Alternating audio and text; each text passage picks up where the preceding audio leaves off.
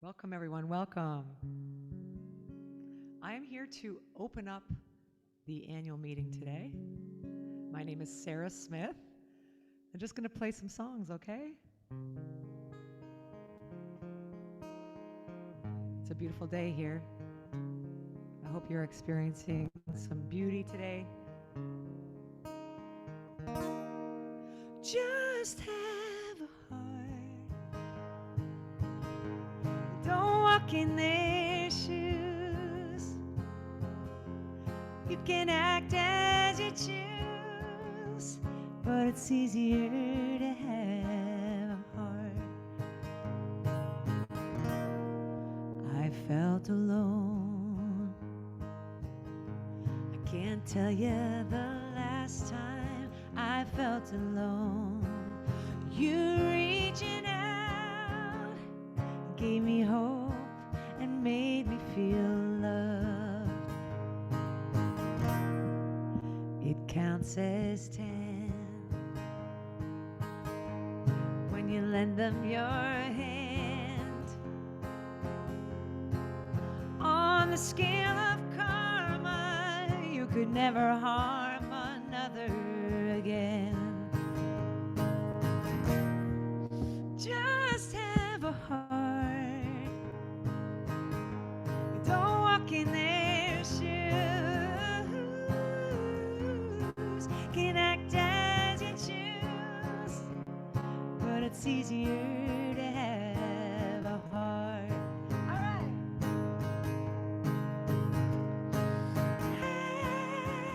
How many years has it been since you found yourself looking within?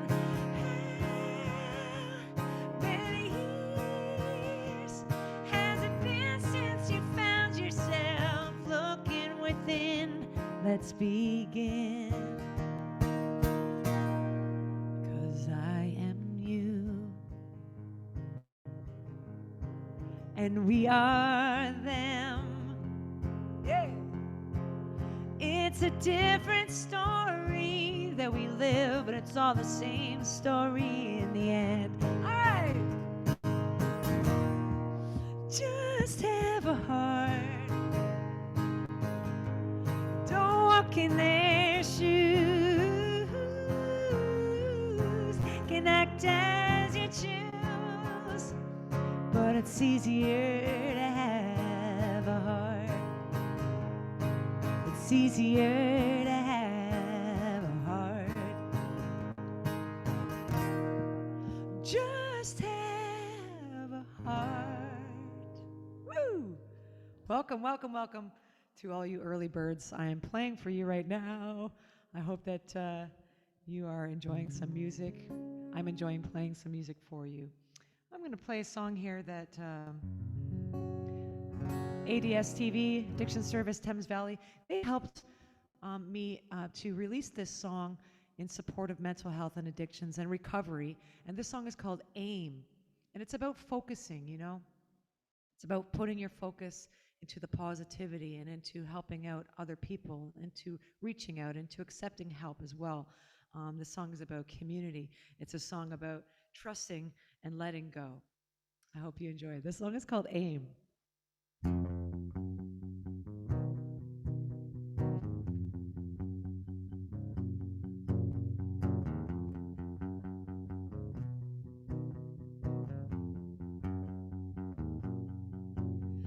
It's been a blue kind of day.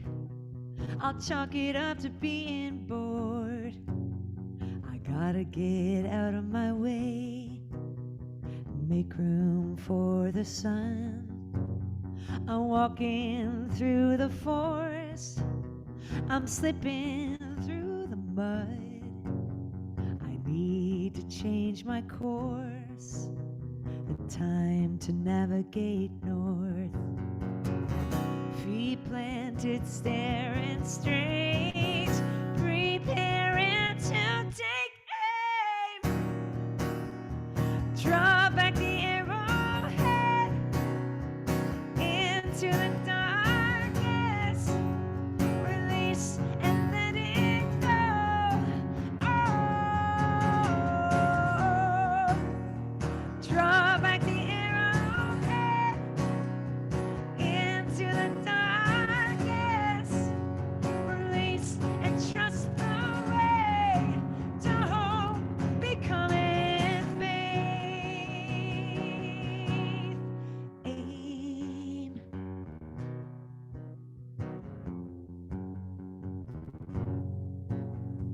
Being a bright sunny day, I'll take the sun over the rain.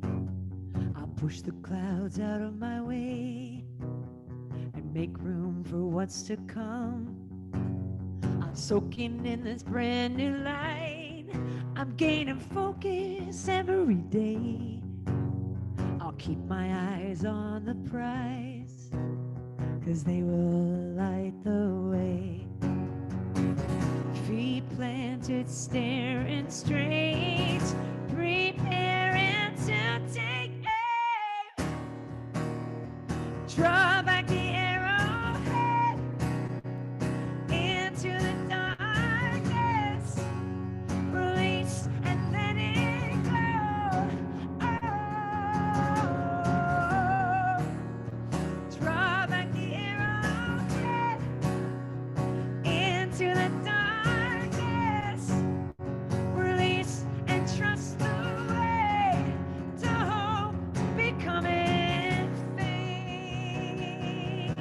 I got an attitude of gratitude and thankfulness and forgiveness and all the good things that are coming to me. If I do my best, and I'm doing my best, if I focus in and do my part, lead my friends who need my arm, reaching out and fire now into the unknown. Draw back the arrowhead into the darkness. Release and let it go. Oh, draw back the arrowhead into the darkness. Release and trust the way to hope, becoming faith.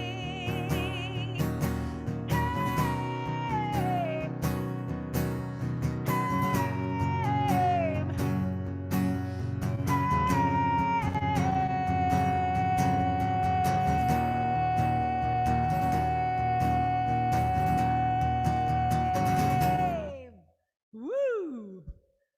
Aim. Put it out there and see what comes back. You might be surprised. I know I am.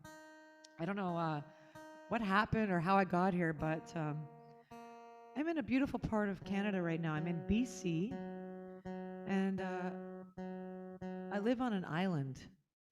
Not that kind of island, man. It's like a nature reserve. It's a beautiful place. It's called Pender Island in British Columbia. You would love it here. So if you're feeling like you need some healing, or if you just need some a cool place to come, just send me a message and I'll see what I can do for you. This is a really beautiful part of Canada, and you should really come and check it out. So yeah, sometimes you just don't understand how life is going to work for us. Sometimes we just, live and don't expect much of anything, and all of a sudden you might find yourself living a different kind of dream and a different kind of life, like I am. I put a lot of work into my own recovery, and I know that a lot of people out there have also put work in.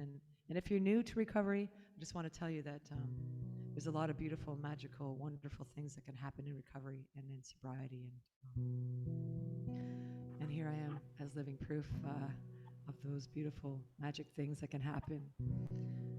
So thank you for my sobriety. Thank you so much for having me here, Addiction Services, Thames Valley, for all your help. And to all my friends, to everybody listening, thank you for being here. I'm going to play a song called Never Alone.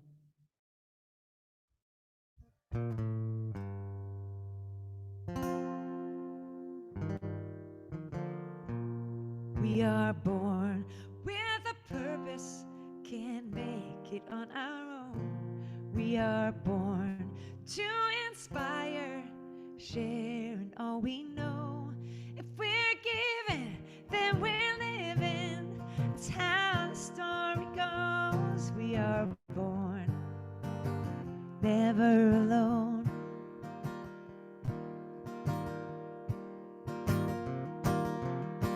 May 2nd, 77, She came screaming into the world. Daddy didn't show up. There's no name yet for this beautiful girl. Mama had to let her go into the arms of the great unknown. We are born with a purpose. We can't make it on our own. We are born to inspire, sharing all we know. If we're given, then we're living. That's how the story goes. We are born never alone.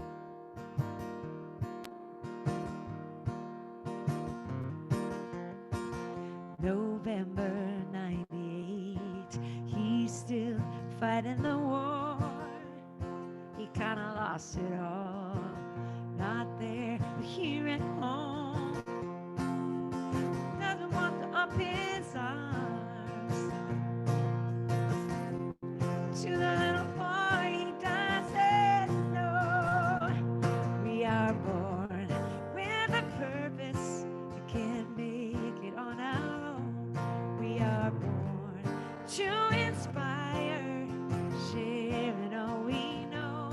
If we're given, then we're living. That's how the story goes. We are born never alone. All right.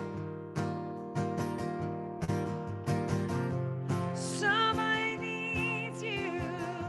Somebody needs me. It's just what we do. It's just what we need.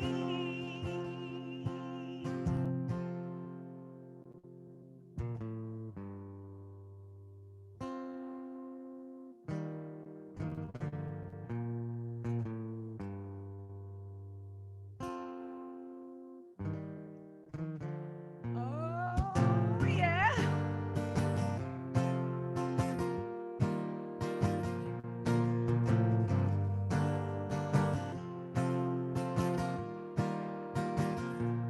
We are born, one sec. We are born with a purpose. We can't make it on our own. We are born to inspire, sharing all we know. If we're given, then we're living. That's how the story goes. We are born never alone.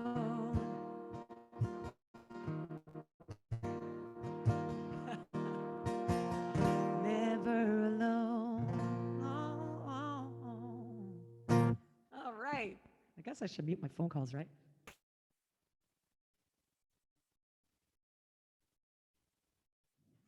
So yeah, here we are, never alone, always together. And I just want to thank Addiction Service Thames Valley for gathering a lot of people together throughout this pandemic, or as some people call it, pandemic. And it's just about gathering us all together as a community. We did a co-write together during this pandemic. Over 200 voices helped to write that song, AIM. And how fantastic was that, how we could all come together.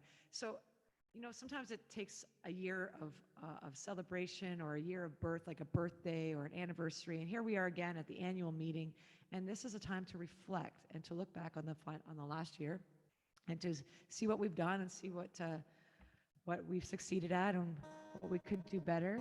And I just want to thank Addiction Services for all you've done. And I'm going to play a song here about that yearly thing, looking back and being grateful. Lying in my bed, I hear the clock tick again. Think of you, caught up in circles. Confusion is nothing new. Flashback, warm night, almost left behind. Suitcase of memories, time after sometimes You picture me, I'm walking too far ahead. You're calling to me, I'm wondering what you said. You say, go slow, I fall behind. The drum beats out of time. If you're lost, you can look and you will find me. Time after time. If you fall, I will catch you. I'll be waiting. Time after time. Right?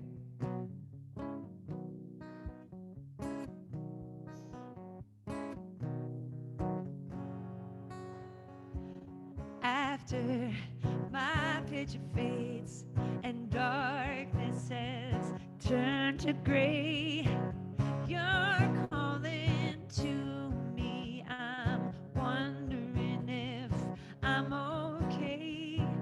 Flashback, warm nights, almost left behind. The suitcase left in time. If you're lost, you can look and you will find me. Time after time. If you fall, I will catch you. I'll be waiting. Time after time. If you're lost, you can look and you will find me. Time after time. If you fall, I will catch you. I will be waiting. Time after time.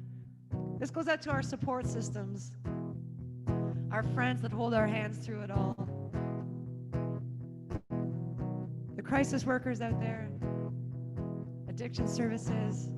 Thanks for having us by your side to walk this journey together, time after time, right? Here we go, let's do it together. If you're lost, you can look and you will find me. Time after time. If you fall, I will catch you. I'll be waiting.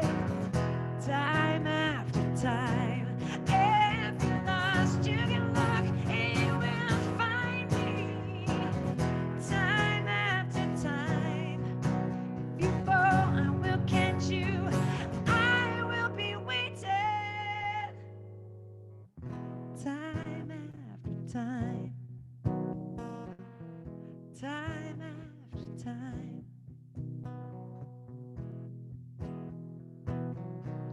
All right, welcome to the annual meeting here.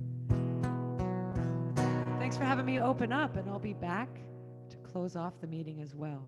Thank you.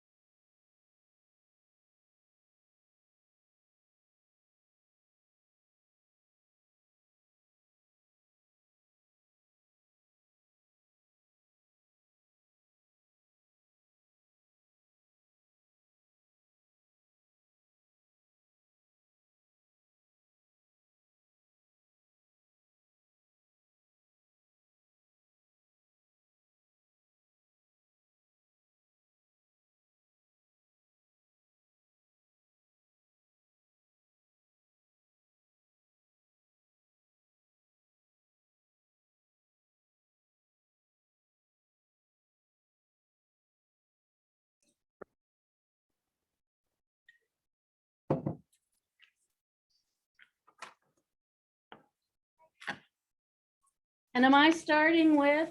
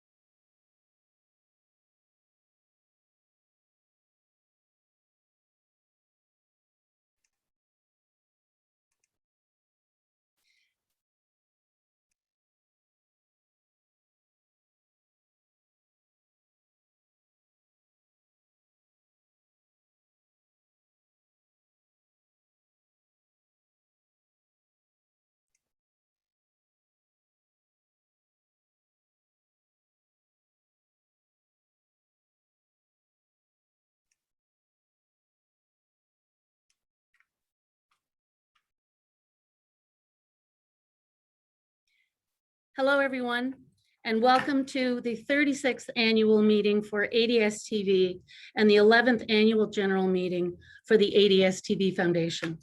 The foundation will work with the new organization's board of directors in the coming months to forge a new relationship and determine the long-term plans for the two charities. Today is a landmark occasion for ADSTV, our final annual meeting, and I'm so happy to welcome you to gather with us as we embark on an exciting new journey. I want to thank Sarah Smith for entertaining us as the meeting started. Many of you know that Sarah has been a longtime ally for ADSTV, and in particular for the ADSTV Foundation and the Possible campaign. If you have not seen the videos and the music recorded by Sarah for the Possible campaign, please check out the Possible website. Sarah has moved to Pender Island, a small island between Vancouver Island and the mainland. If there's one thing that we've learned from the pandemic, we know we can work and connect from anywhere now. Sarah, we're happy to have you with us again, and we look forward to you closing the meeting today with more of your beautiful music. Our theme for the meeting today is Reflections and Transformation, Past, Present, and Future. Our speakers and program fit into this theme today. I want to thank Jillian, Ashley, Heather, and Peggy Jo for all the work you've done to plan and implement a particularly challenging meeting, with it being our swan song and all. Well done. I know all of our guests will appreciate your work as I do to have developed this meaningful program. Our agenda, after we do the business portion for the ADSTV Foundation, is to celebrate the legacy of addiction services of Thames Valley and the strengths in staffing and programming that we bring to the new entity, our new teammates, and a unified vision. We have a wonderful lineup of speakers for you today and a panel discussion as well as a video of our history. I'm very proud to introduce to you Adrian Spafford, the CEO of Addictions Mental Health Ontario, to open our gathering in both official languages and to share a land acknowledgement. After Adrian speaks, Pam Hill, the Legacy Clinical Director of ADSTV, will join us and will honor lives lost. Over to you, Adrian. Thanks so much, Linda. Can I just get a head nod that you can hear me? Okay, great, thanks. Hi, I'm so honored to have been asked to welcome you all today to Addiction Services Thames Valley's 36th annual general meeting in both official languages. I'm excited to be here and I hope you are too. This is a very, very special AGM, as Linda just mentioned, as ADSTV embarks on a new stage of transformation as the newly amalgamated CMHA, Thames Valley Addiction and Mental Health Services. Je vous souhaite la bienvenue à la réunion annuelle des services de toxomanie de Thames Valley, célébrant leur 36e anniversaire. Je suis très content et honoré d'être parmi vous et d'avoir l'occasion de faire une reconnaissance de terrain et de reconnaître la fabuleuse Linda Sibley. As this meeting is occurring in a virtual space, participants are joining us from across various ceded and unceded lands. I acknowledge that the land I'm standing on right now is the traditional territory of many nations, including the Mississaugas of the Credit, the Anishinaabe, the Chippewa, the Haudenosaunee, and the Wendat peoples, and is now home to many diverse First Nations, Inuit, and Métis people. I acknowledge that Toronto is covered by Treaty 13 with the Mississaugas of the Credit. I also want to acknowledge the deep connection and the long-standing relationship between Indigenous peoples and the land of Southwest Ontario and of London. This land has supported human beings for at least the past 10,000 years. It is the traditional territory of the Anishinaabe, the Haudenosaunee, the Lenape, the Attawandaron, and the Wendat. By the year 1600, approximately 2,000 First Nations people lived in 30 to 40 longhouses in the village of Codequongong, I'm sorry if I got that incorrectly, near the Thames River, long before European settlement and the renaming to London. We acknowledge that, as well as the use of treaties, not always fairly, some land was stolen outright, and that many Indigenous peoples were killed intentionally or unintentionally due to the arrival of European settlers. First Nation cultures, languages, and traditions were also decimated thanks to these new settlers. Most recently, the land in the area called London is the territory of the Chippewa of the Thames, the Oneida of the Thames, and the Munsee Delaware Nation. There are 11 First Nation communities in the region of Southwest Ontario and over 120 in the province as a whole. As a white settler and beneficiary of colonization, I come with respect for the land I'm on today and for the people who have and do reside here. We make land acknowledgements to reaffirm our commitment and responsibility in improving relationships between nations and to improving our own understanding of local Indigenous peoples. Further, I acknowledge that Indigenous peoples continue to experience the ongoing effects of colonization. As we are at an addiction and mental health event, I must acknowledge the disproportionate harms Indigenous peoples experience due to mental health challenges and substance use is a direct result of Canada's colonial history, and that colonialism and racism continue to influence social structures such as drug laws, the legal system, child welfare, and healthcare, including mental health and addiction services. I include this in my land acknowledgement because reconciliation requires action. So I was asked to be here today to make a land acknowledgement, welcome you in French and in English, and also to provide some remarks about the phenomenal Linda Sibley, a woman who deserves recognition and celebration every day, but especially today.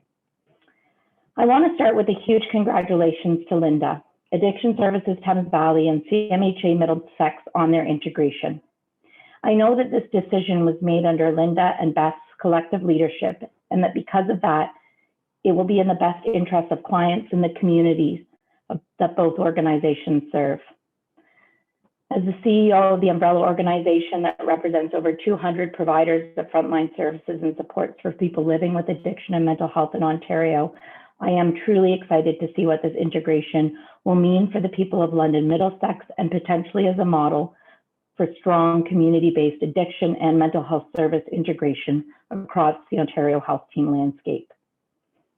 I also want to take a moment today to thank the ADSTV staff for the tremendous work they do each and every day, but particularly during COVID-19. The tremendous dedication you've shown to your clients and community is amazing. And same to the volunteer board members who are here today. Publicly funded community health and addiction services are only made possible because of phenomenal volunteer governors like yourself. And I also want to recognize all of you that are here today that are clients, past and present, of ADSTV. You are so important to our province and to our communities, and it's important that you have access to excellent quality service that allow you to be well and meet your goals. And we're happy to have you here as well today. And now I want to talk about Linda. Linda, as we all know very well, is a leader in the addiction and substance use sector. She's a leader in the sector, but also in London and in the community there. Linda is a leader that I look up to personally. When I did my first speech almost 3 years ago as CEO of Addictions and Mental Health Ontario, I left the podium feeling pretty vulnerable, and Linda came up to me and gave me a huge hug in front of everyone. It did not pass me by that the recognition from Linda was so important because of the leader she is in the mental health and addiction sector. We talked about how we are both mama bears, loving and fierce at the same time. When my job gets hard, I know I can call Linda and talk to her as a human being. And that means so much to me as a CEO, a mother, a woman, and a human. Linda's leadership style is so impressive. She is passionate, knowledgeable, and builds up the people around her. Her ability to connect with those around her is inspiring. Brene Brown defines connection as the energy that exists between people when they feel seen, heard, and valued, when they can give and receive without judgment, and when they derive sustenance and strength from the relationship. From my vantage point, that is the kind of connection Linda builds with people, peers, colleagues, clients, and friends, all feel seen, heard, and valued, and are made better through their relationship with her. Her commitment to harm reduction and to meeting people wherever they are is so inspiring to many, including myself. Addiction Services Thames Valley should be so proud of her. I know they are, and the legacy is in such good hands through the initial phases of integration with Linda and Beth at the helm. Linda, I am so thankful for your support, your friendship, your leadership, and your belief in human potential. I know I am not alone in gratitude and that everyone in this virtual room knows and feels the same. Thank you, Linda, for all of your service. Thank you, ADSTV, for doing amazing work in London. Congratulations. Linda, merci et félicitations. I wish I was in there in person to give you a big hug back. Je vous souhaite une excellente assemblée générale annuelle. Merci.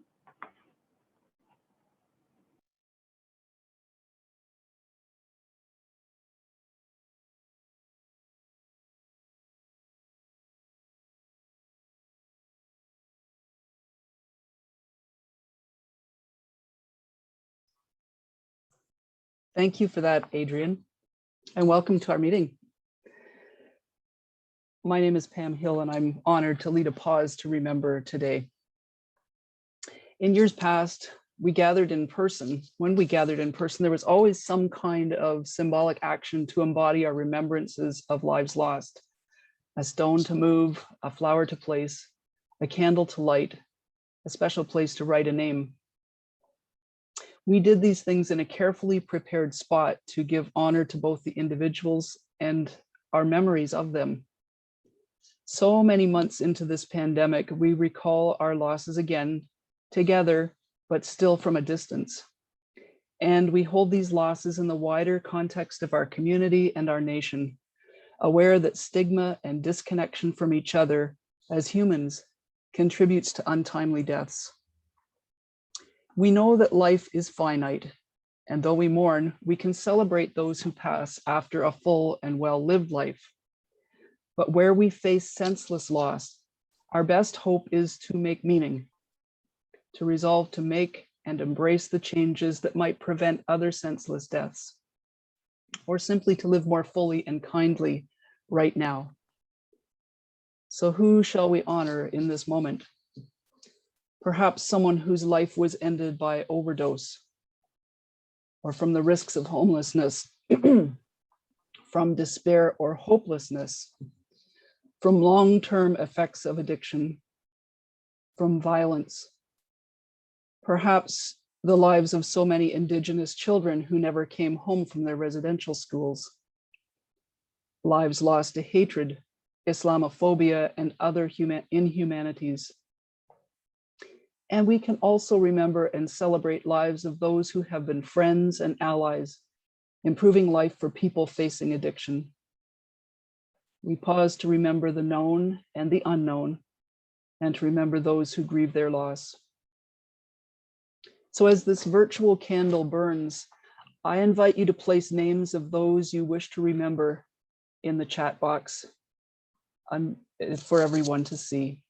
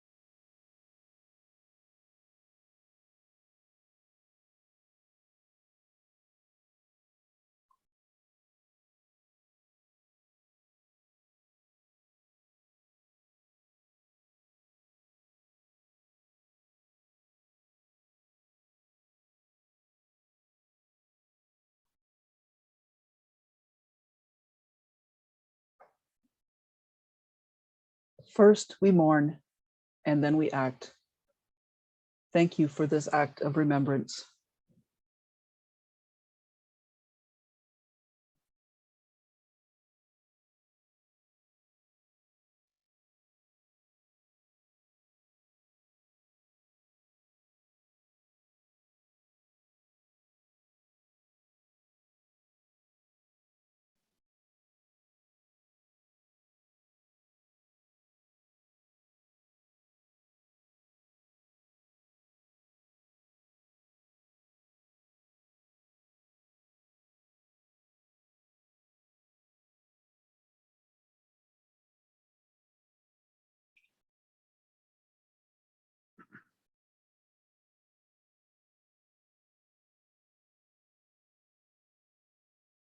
Good afternoon, everyone.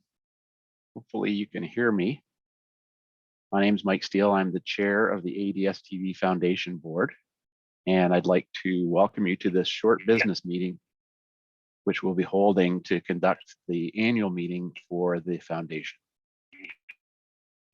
There's lots of exciting things to happen this afternoon, so I'm going to get straight into the business, and I'll reserve some remarks towards the end of our section of the meeting.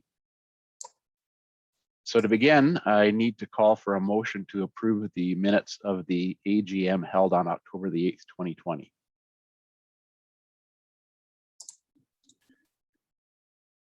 That motion is moved by Mike Blewett and seconded by Ian Hesketh.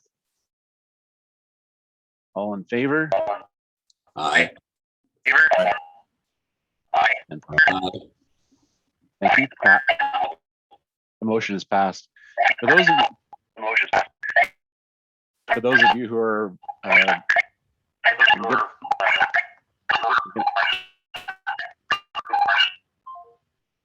getting a lot of feedback there. Okay, good. For those of you who are listening in, this may seem like a bit of a strange process. The members of the foundation are limited to those board members, and so it's just you're listening to us move through our business and to satisfy our statutory requirements. The next item on our agenda is a review engagement report from our auditor, Michael Watson from Davis Martindale. Well, thank you, Mike. Yes. Can I get it so I can share my screen? Yeah. There you go.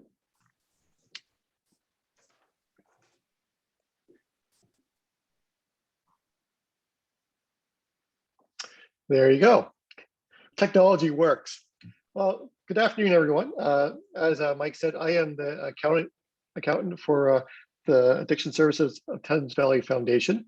We've been engaged to review the statements for the year ended March 31st, 2021. And based on our review, nothing has come to our attention that causes us to believe that these financial statements do not present fairly in all material respects the financial position of Addiction Services of Thames Valley Foundation as at March 31st, 2021, and the results of its operations and its cash flows for the year then ended in accordance with the Canadian accounting standards for not-for-profit organizations. And I breathe now. That's a long one. So once again, this year, that's a clean opinion of a review on the statements. When we look over at how the scorecard, basically the balances as at March 31st, 2021, we note that the cash balance is up just over $33,000 for the year. We do have a little bit of a liability at the end of the year, and overall our net assets are up $31,403 over last year. So the foundation has grown this year. When we look over at our receipts, first impressions, we see that donations are down $16,000 versus last year. That's primarily due to last year we had a $23,000 related party transfer from the Back on Track program at ADSTV, and there was no such transfer this year. So actually third-party fundraising and donations was actually up $7,000 this year. So that's great to see that happening given all the circumstances of the current year. Overall expenses were also down significantly over last year, as no donations were made back to ADSTV this year, as it wasn't required. So overall, that put us into a excess of receipts over disbursements this year of $31,403, which brings our net assets at the end of the year up to $204,707. So overall, great change year over year. From that. So great job. Keep it up, guys. So if there's any questions on the statements, I'll take them now. Otherwise, I'll turn it back over to you, Mike. Thank you, Mike. I don't see any questions coming in, so we'll move on with the rest of our business. And thank you for joining us virtually today to share that report. Welcome to Zoom.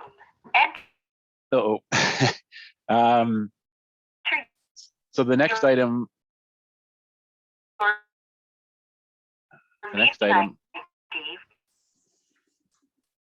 just bear with me for a second. Oh, okay. The next item is to call for a motion to accept the review engagement report for the 2020-21 fiscal year. I so move. I'll second it.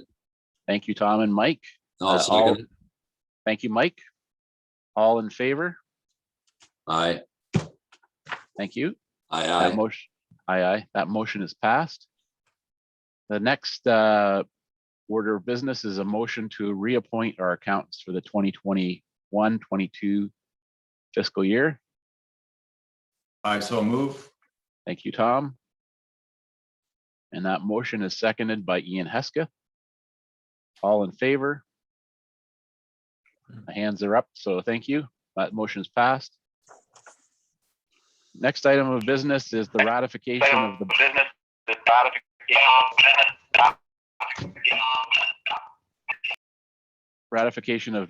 Board of Directors business for the 2020-21 fiscal year.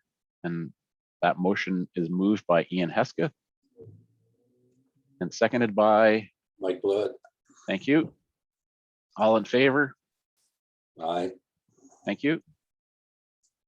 Next item of business, Foundation Board report from myself as the chairman. There is a written report which will be available on the website. I just have a few comments to make. So the Addiction Services of Thames Valley Foundation has a very limited mandate currently.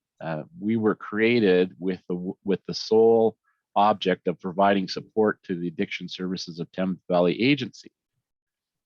And as everyone who's attending knows, that particular organization, as identified as that, will no longer exist. And we're celebrating the culmination of that in the merger with CMHA, Elgin, Middlesex, and Oxford. So the foundation is in a bit of a state of flux. We will be, over the next few months, we will be engaging in discussions with the board of the newly combined organization to determine how we can best support the work going forward. Over the years, our focus has been to be both a holding spot for funds for the agency and also a place that the agency can look for to fund new and exciting initiatives. I guess the most recent that we've done is the equine therapy. So, we're looking forward to being able to continue to do that in support of the broader organization.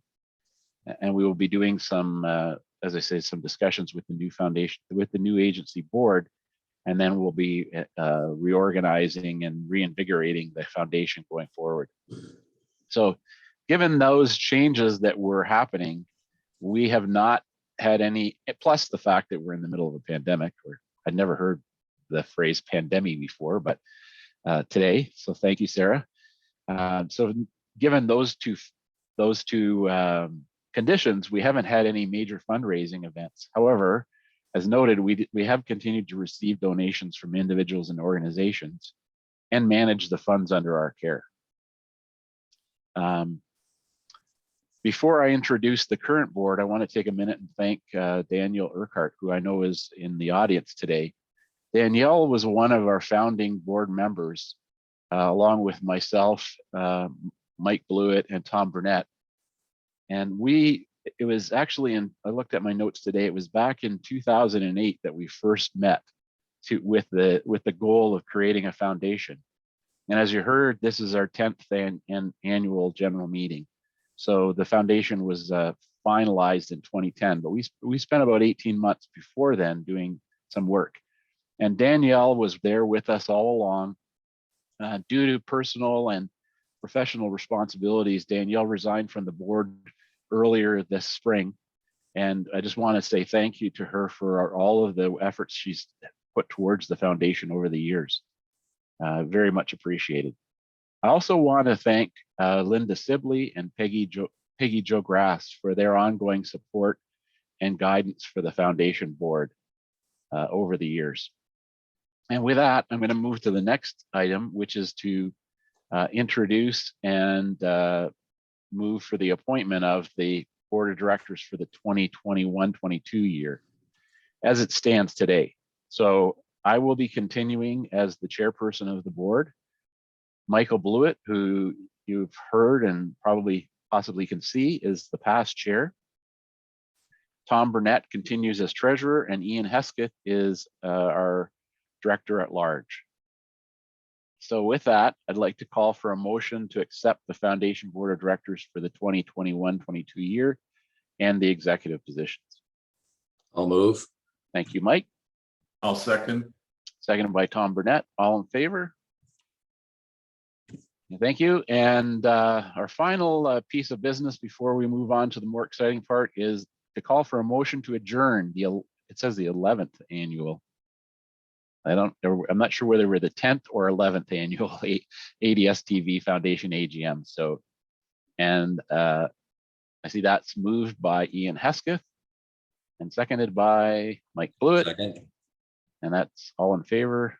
And motion passed, and I declare the ADSTV Foundation AGM closed. And it's at this point my pleasure to introduce the chair of the Addiction Services Thames Valley Agency, Dennis Lanau, and to turn the meeting over to him.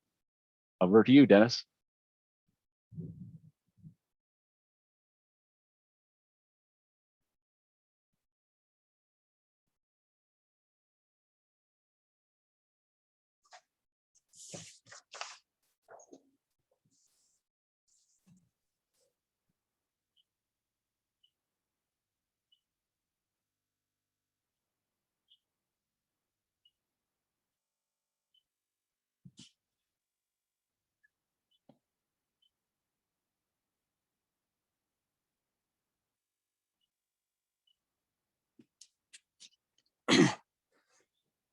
Hello, thank you very much, Michael, for introducing me. And it's my job now to bring a word from the board. I'm coming to you from Calgary, which is one of the unique things of this pandemic world. We're out here visiting daughter and granddaughter. So it's a pleasure to be here. I'd like to start off by thanking Sarah and Adrian and Pam for their contributions earlier in the agenda. Adrian, you said a lot of things that I was thinking of mentioning in my report, but I'll skip over what you have said. Today, we come together to celebrate a number of things for addiction services. This is unique in that it's not an annual general meeting, in that we don't have reports to go through, but we're here to celebrate. We're here to celebrate the 36 years of addiction services.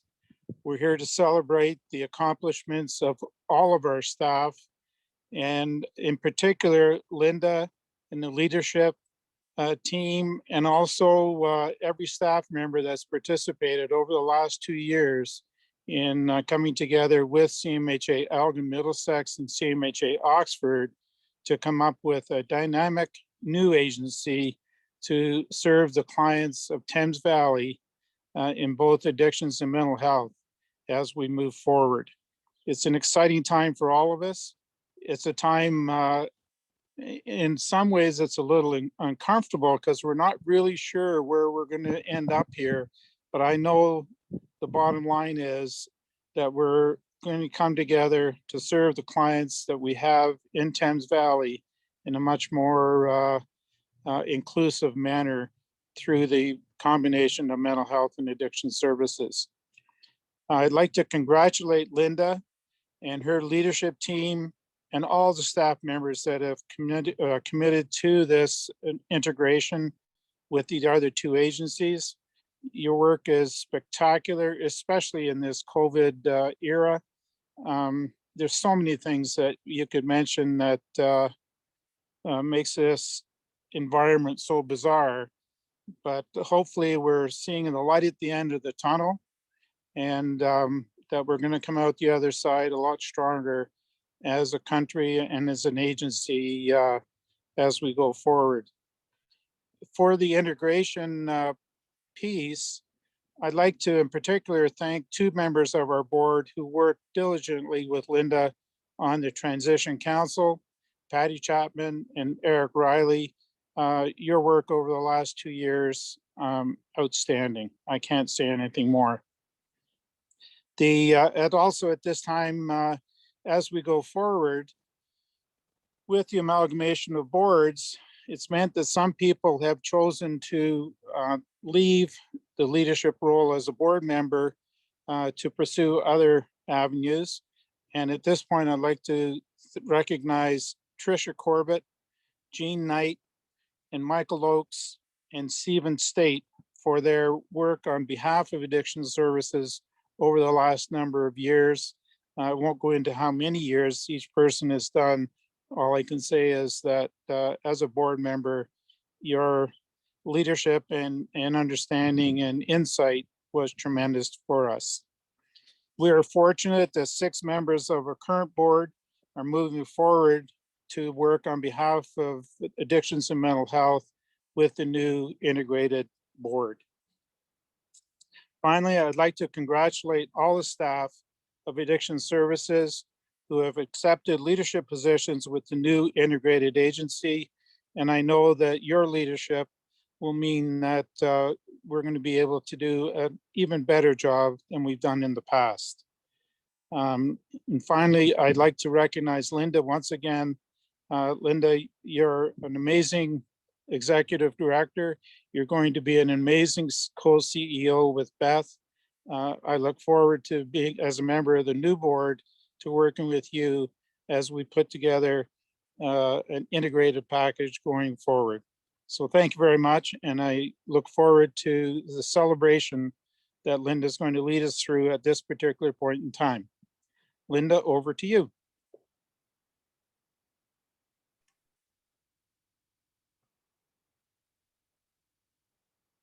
Thanks, Dennis. Thanks everyone for the recognition for the organization and all of the people who've worked at ADSTV, all the board members who've contributed to get us this far. I now want to turn our attentions to some employee recognition and years of service awards. The slide you see in front of you recognizes 9 staff with 2 years of service. And I want to thank you all for your work and for your commitment to the people that we serve. Congratulations to each of you. The next slide represents those 6 staff who have 5 years of service. And I'm so pleased to celebrate you all as well. Thanks to each of you for all you do day in and day out, and congratulations on 5 years. The next 2 people on the 10-year slide, Kim Reed and April Lathwaite, I'm going to just spend a little bit of time on. So these 2 are celebrating their 10 years of service at ADSTV. Kim has worked in the substance use program in Elgin County for most of this decade, but recently moved to an addiction transition case manager role at the St. Thomas Elgin Hospital. In addition to her gifts as a counselor, Kim's a world traveler who's been grounded by COVID, but I'm pretty sure she has big plans to reacquaint herself with new destinations across the world as soon as she can. Thank you, Kim, for your valuable work over the years. April works in the problem gambling and behavioral addiction program and serves Oxford County as well as clients in London. April has worked in several other programs prior to her current role. She's become a very versatile staff with many, many skills, all of which we appreciate. April's an avid fitness buff with a sunny disposition and a great sense of humor. Congratulations, April, on your contributions to the agency and to the community. I'll turn my attentions now to Josh. So Josh is celebrating 20 years of service at ADSTV. He's the senior counselor of ADSTV's Employee Assistance Program for LiUNA Local 1059 and 1089. Josh has worked in substance use, problem gambling, and behavioral gambling, substance use, problem gambling, and behavioral addictions, and is the perfect example of a staff with an amazing flexibility, a commitment to continuous learning, and a can-do attitude. Josh has actually accommodated with enthusiasm every single request made of him over 20 years. And to be fair, I have asked a lot. Can you do a speaking engagement? Can you implement this brand new program for me? Can you design this? Can you design that? He may have muttered under his breath on occasion, but he has always said, I will try, and thank you for believing in me. He is grounded, relatable, committed, and passionate about addictions and the rights of people. He is an amazing advocate for change and the reduction of stigma. I met Josh as a student in my addiction studies class at Western Continuing Education Studies. I was always impressed by Josh, even though I knew he had not done his readings. I have never regretted hiring this man. Well done, Josh. Pam, I think I'm turning things over to you to introduce our panel.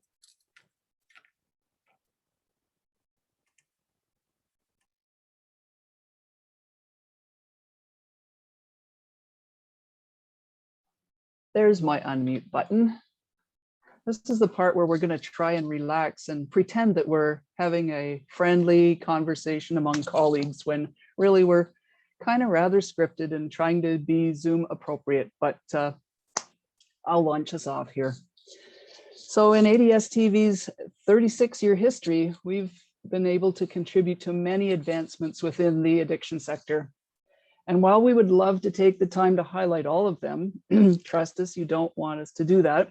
We do not have enough time to adequately cover everything. So we thought we'd take a little time to have a panel discussion to highlight two key areas that ADSTV has contributed to: the evolution of staged screening and assessment and harm reduction. I'm going to moderate today's panel discussion, joining Linda and also Josh, who you've just heard so much about. Josh is an addiction mental health counselor. Lori Griffith is a coordinator and is on our panel as well. And Heather Elliott, our manager of quality improvement and professional practice. So I'll start, folks, with this question. ADSTV began as an organization offering assessment services. How has assessment developed within the agency over time? Linda, would you start for us? I will. It's probably not the last time I'll forget to find the mute button. So ADSTV started with a strong contingency of other centers doing the exact same thing in the mid 80s. There was a pilot projects, and as Beth Powell is likely to tell you in a little bit, we started out as an assessment center alone, where we did assessments and treatment plans and referred people on to other services that they might require.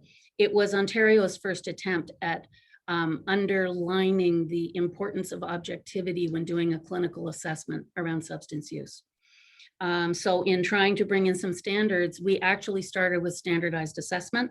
We had a form that we filled in for every single client and documented in our paper files, filled in with pens and pencils. And it was the first attempt at that objectivity and in being able to measure and plan based on the findings of the assessment, what the treatment plan ought to look like. So we used some other tools that actually, in all honesty, didn't work very well. They measured dependence, and we expected to see if some people were very, very dependent on alcohol, that we would look, we would obviously see other signs and symptoms that meant they needed a certain kind of treatment. And actually, we learned a lot along the way. That's not really how it worked out. The treatment plan is almost always based on A, what the client is willing to do, able to do, and to the available resources. So it was the beginning of best practice and clinical standards in the assessment of substance use. And actually at the time, every assessment worker went for a week for training on case management, assessment, best practices, and treatment planning. It later moved to a more narrative kind of approach. It was an evolution that we all went through throughout the province. And then we moved back to standardized tools in the year 2000 with the admission discharge assessment tools. And most recently, Ontario has adopted a set of standardized screening and assessment tools. And my colleagues on the panel will talk a little bit more about that now. Great. Josh, could you add a little more to that? And you'll need to come off of mute. Of course, you'd figure after 18 months I'd be an expert at it. You know, I'm gonna take us back prior to my involvement with addiction services to talk about standardized assessment, because one of my first roles out of school was as an intake worker for a local residential organization. And at that time, the ADAT had only recently been introduced and it had not been entirely embraced. And my experience at that time was that we would get just an absolute mixed bag of referral information, you know, from something as limited as a handwritten note with a document from a probation officer through to an entire clinical file from a doctor at a northern hospital, to something as simple as somebody calling in and saying, I need help. And everybody had kind of a different idea of what was appropriate. So when we talk about assessment and we talk about the steps that we've taken to improve you know, outcomes, you know, we can look at admissions and discharge criteria to say, when we assess appropriately with a common language, we start helping to make decisions within the continuum of care that are in the best interests of the clients and their individualized needs. And it also provides a common language that we can all understand and speak to, as opposed to trying to interpret each other's ideas about what addiction is or how severe it may be. So definitely that evolution of assessment has, in my opinion, and I suspect anybody who works in the field agrees, allows us to provide quality care in a way that meets the clients where they're willing, ready, and able. Great, thanks, Josh. So from that beginning of assessment, things have evolved, and ADSTV is considered a leader in intake, screening, and assessment. How have our processes changed over time, and what have we contributed to the growth of the field of screening, assessment, and intake? Linda, would you like to start us off there, please? Thank you. So I have to say that we have participated in every single screening and assessment pilot and research opportunity that we've ever been asked to do. So, you know, Josh came by it honestly. The early assessment centers in the late 80s, early 90s, were trying all kinds of new things to try to streamline, reduce wait lists, reduce wait times. And, you know, and that probably prompted the move away from standardization in the assessment process.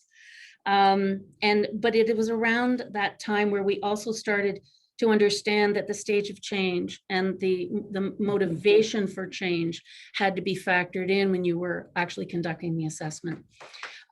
So, you know, what we've done over the years is we've tried lots of new things. We've taught other people to do new things. And when those new things didn't work anymore, we would try other new things, and then we would teach everybody that, and we would go and learn from others as well. So we learned at the knee of many who went before us and have gone on to develop new processes, new innovations, and to participate just to keep the research going, because it's an evolution. It will change again, and so it should. Thank you. Well, this is an area that became a real specialty and a passion for Lori. Lori, can you add a little bit more to Linda's comments, please? Yeah, sure. And I just want to kind of go off script for just a second and say, when Linda says that we said yes to every like research project, every innovation and all of that. We really, really did. And I think that just shows how important intake was to our organization. First contact for individuals entering our services, whether it was their first time or their 10th time, we wanted them to feel super welcome. Mhm. And so what we did is, as we learned to adopt, so the more late model that Linda was talking about around the GAIN Q3 or the GAIN suite of tools, and around stage screening and assessment, as we learned to adopt all those guidelines as it related to stage screening and assessment, we needed to look at how the whole agency could support this standard. So before that, we had intake as a very similar, like single program doing it on a very limited base. So I mean, I can think of, we used to have it just Mondays and Thursday afternoons. That was the only time intake was offered. And now what we have is that we've been able to introduce a full day intake where every program, every clinician, every operations staff, like reception staff, first point of contact staff, helps support us so we can triage people into the right program at the right level of care, and they can start their assessment the same day. And as Linda mentioned, we are constantly evaluating our processes to ensure that we're providing quality services, and we are changing the process to increase the efficiencies. I think this last year in COVID has shown that the team and the intake processes or the intake team is super resilient. And we've probably changed just in COVID alone, our processes 3 or 4 times. Josh, do you want to jump in here?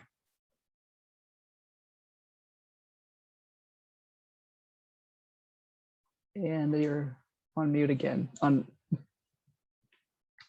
Sorry, if you can refresh my memory on the question. The question was that ADSTV is considered a leader in intake, screening, and assessment, and how have the processes changed over time? What have we contributed to the growth of the field of screening, assessment, and intake?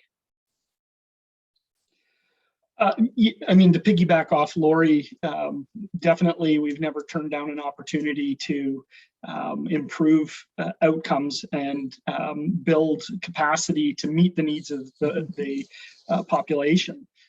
And what we know, and I can share, given that I've been in the same place for 20 years, that London's needs have changed drastically. Yes.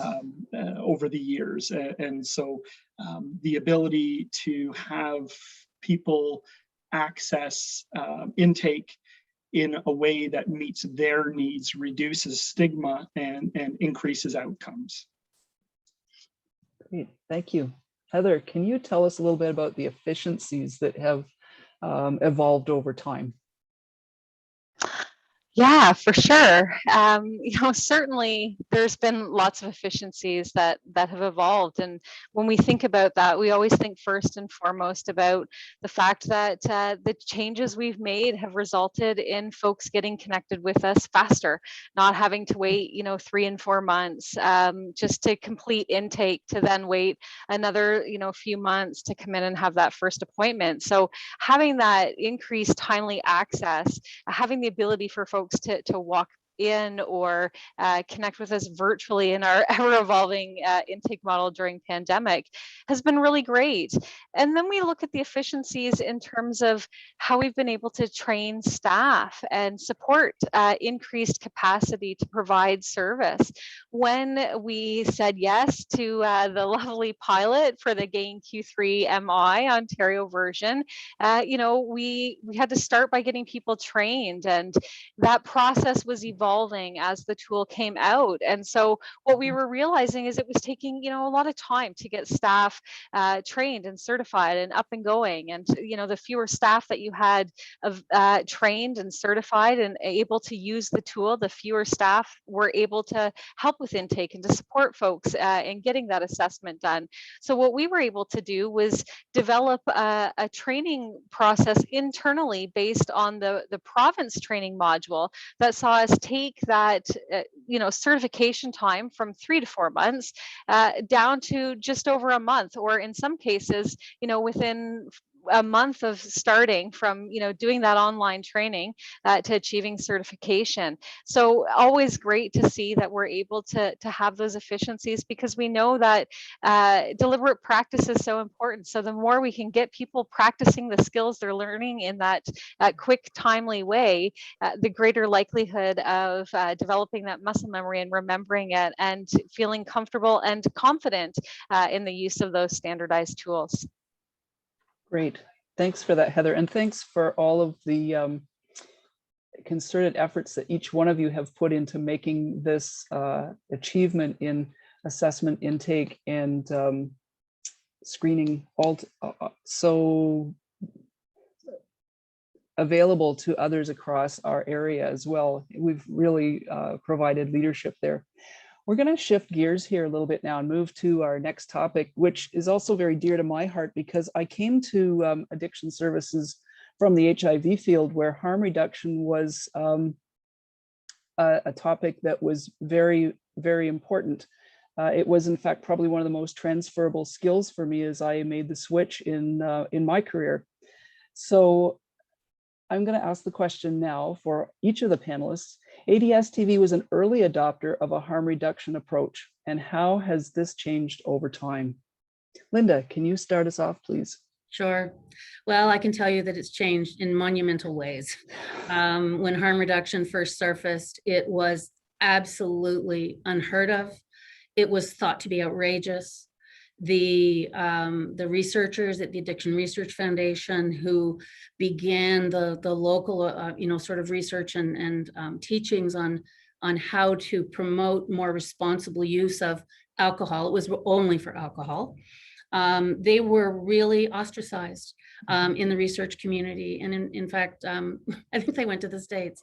So, it was really difficult, as my colleagues know, because I've told the story many, many times. I would go to meetings and in public, and people would yell at me. They would say that I was killing people, that I had no business, I didn't know what I was doing. Of course, I had gone to my board, my very courageous board, back in the very early 1990s, and they approved a motion that we would do harm reduction on any person of any age. We serve 12 and up, so 12 and up, any drug of choice, and that we would honor that because we felt that it was the right thing to do. And we ran that gauntlet. And it was fierce in the community, and people would say slanderous things. And one of the last meetings where that happened, where I stood up and I said that I would bring legal action to them personally and to their agency if they didn't stop slandering us. So we really had to fight.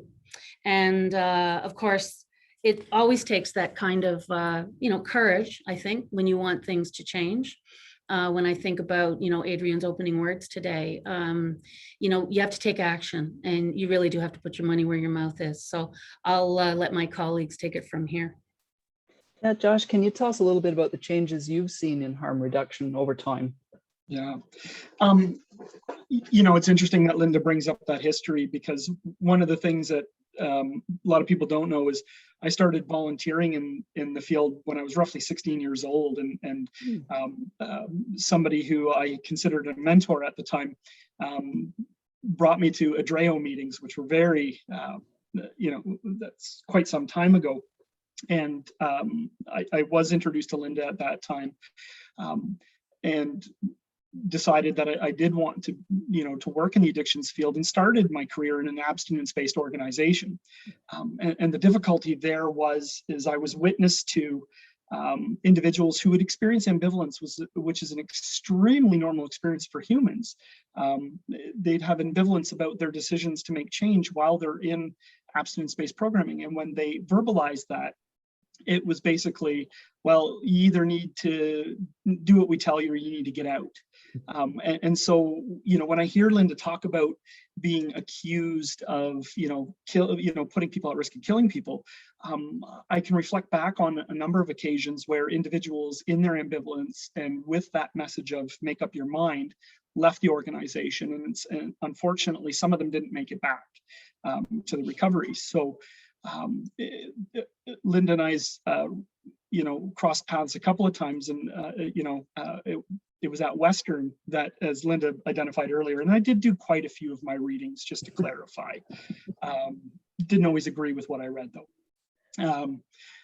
It was there, and chatting with Linda and having the discussions about, again, some of the stuff I didn't read, that I started to understand the benefits of harm reduction, and it was explained in a way that was much more understandable than perhaps what I had learned and who I had learned it from, and realized that was a better fit for me. And so, interestingly enough, it was at that time that I was in school with Linda that I made an application to Addiction Services, because I don't know that I would have been able to have worked in a system that didn't foster informed choice and autonomy in individuals, because we know that people make change when they feel in control. And that is really where harm reduction is, I think, one of the more profound benefits, is when people feel in control of their recovery and autonomous in making their decisions, they do far better than being told what to do and how to do it. Yeah. Josh, you used the word choice and how important that is. And choice is one of the values that's been an important organizational value for us. Heather, I'm wondering if you can talk to us a little bit about choice in services and choice as it relates to harm reduction. Yeah, choice is so important. I think that's probably one of the reasons I was so excited to see it become one of our core values when we did that so many years ago. I started my career actually in residential treatment, working at one of the programs that was one of the few back in the late 90s that accepted folks on methadone. And I remember that being strange to me that more people didn't do that. It just seemed common sense. Like, why would we not do this? And I left my short stint in residential treatment and moved into the employment sector, working as an employment counselor. And because I had a background in addiction, I had everyone come to me who was on my caseload who had addiction-related issues, which I loved. It was great. But at that time, there were so few methadone prescribers in the area that I had a lot of clients actually traveling from Sarnia to Toronto just to get methadone. And I remember, talking with colleagues and employers and trying to help them understand those benefits of substitution therapy and why this is a good thing, and that it's not just substituting one drug for another, and thinking, that convincing them of that would be the hardest thing I would have to do when it came to harm reduction. Well, I couldn't have been more wrong about that, right? When I came to ADSTV and started working in the Heart Space program, everyone by then was, not everyone, I guess a lot of people were saying, harm reduction makes sense, and I support harm reduction, and I believe people should have choice to abstain or to moderate or to, change the route that they were using the substance, to smoke it instead of inject it, to ingest it instead of smoke it. However, then you start inserting words like pregnant woman, and people's perspectives changed. And it was like, there is no choice there. They just need to stop using. And if they loved their children, they would stop using. And it's like, yeah. And if life were that simple, we wouldn't have these jobs. And quite frankly, it can be quite life-threatening and serious to just stop using, depending on what that substance is. So really loved being able to work within the Heart Space program, not just with those women, to help educate them and support them to make informed choices related to what changes they wanted to make and could make to give themselves and their babe the best chance of success, but also working with community partners to talk about what harm reduction means in pregnancy and why it's so important that we're supporting individuals who are pregnant and parenting to have harm reduction included as a choice on their menu of options so that they can move forward with the goals that they're setting out in the time periods that they are, and understanding that using substance doesn't make someone a bad parent. It means that maybe they've got some other things going on that we need to support them with. And so let's again give them that harm reduction as an option of choice, and support them to move forward in the way that works for them. Yeah, thanks for that, Heather. We've focused a lot so far around harm reduction as it relates to substance use, but harm reduction, of course, has a much wider application. Lori, can you speak to us a little bit about the harm reduction elements in problem gambling and behavioral addictions, please? Yeah, for sure. And as I was listening to the other panelists speak and stuff, it got me thinking that, problem gambling was initially funded, and Linda might have to correct me, 1997, 1998. So well, kind of after the substance use field had already been funded and in place, and Linda and all of the other leaders had started to kind of, fight the battle in terms of really showing that harm reduction was a viable treatment option, that it actually does save lives, and contrary to what some other people thought. And so when we were funded for that, and when we started all of our trainings in the problem gambling field, it was like, one of the first programs I did was a controlled gambling program, in terms of like how to learn how to live within limits, set limits, treat it as entertainment. So I really feel that the substance use field really started to pave the way. And then kind of reflecting and thinking, though, is that just the difference of sometimes the stigma that comes with the use of substances versus, using doing an activity that's causing a problem. Sometimes some of our behavioral addiction programs and behavioral addictions were minimized in terms of the severity. And just because we were, able to understand at the beginning that it's really important to still have harm reduction, it doesn't necessarily mean that it was less severe of addiction. So I hope that's not the reasons that we were, able to start harm reduction right from the beginning. But I would say that it was more acknowledged and recognized. And the other thing that we were funded for with problem gambling that was different is we were funded for specific prevention. And so really early intervention, early education. And so our organization really started to go out there in the problem gambling field and really started to educate people around, gambling can be fun, it can be entertainment, but there's also all of these risks associated with it, and how it impacts the whole family, how it impacts the individual and their mental health concerns. And then as we started to realize that problem gambling wasn't the only behavioral addiction out there, and we started to expand our portfolio to include digital dependency, at the time now called gaming and technology, also to overspending and hypersexuality, that's just been a mainstay of our program. We work with a lot of the providers who provide gambling services, so the casinos on how to set limits and the importance of limits, and there's programs that are happening within that. But we've also started to have stronger prevention messages, especially in the pandemic, around technology and technology concerns. So prevention and harm reduction has always been a key aspect, I think, of the behavioral addiction programs. Great, thanks, Lori. Heather made reference to how important our partnerships have been around learning more and supporting the people we serve through harm reduction. So I'm wondering if we can now think a little bit together about what ADSTV's harm reduction focused partnerships with other organizations and agencies look like today. And Linda, I'll ask you again to kick this one off. Thanks. Yeah, I won't take too much time up. I will just say that our partnerships have meant everything to us, and that maybe at the start it was to find refuge in like-minded people, but along the way we have forged some amazing partnerships, and many of those people have joined us today. So I'll stop there. I'll just say things have changed drastically. The partnerships are strong, and and it is that action taken together that really we can all sort of put our shoulders behind something that we believe that when something needs to change. And that's how I value the partnerships that we have developed and have been so privileged to have. So I'll turn it back to the other panelists. Yeah, thanks, Linda. And I'm going to turn it over to Josh and Lori. Josh first, to speak a little bit about supervised injection and safe drug supply. Yeah, I mean, I'm not going to go into a heck of a lot of detail either. Suffice it to say that we have the partnerships that result in our clients being alive.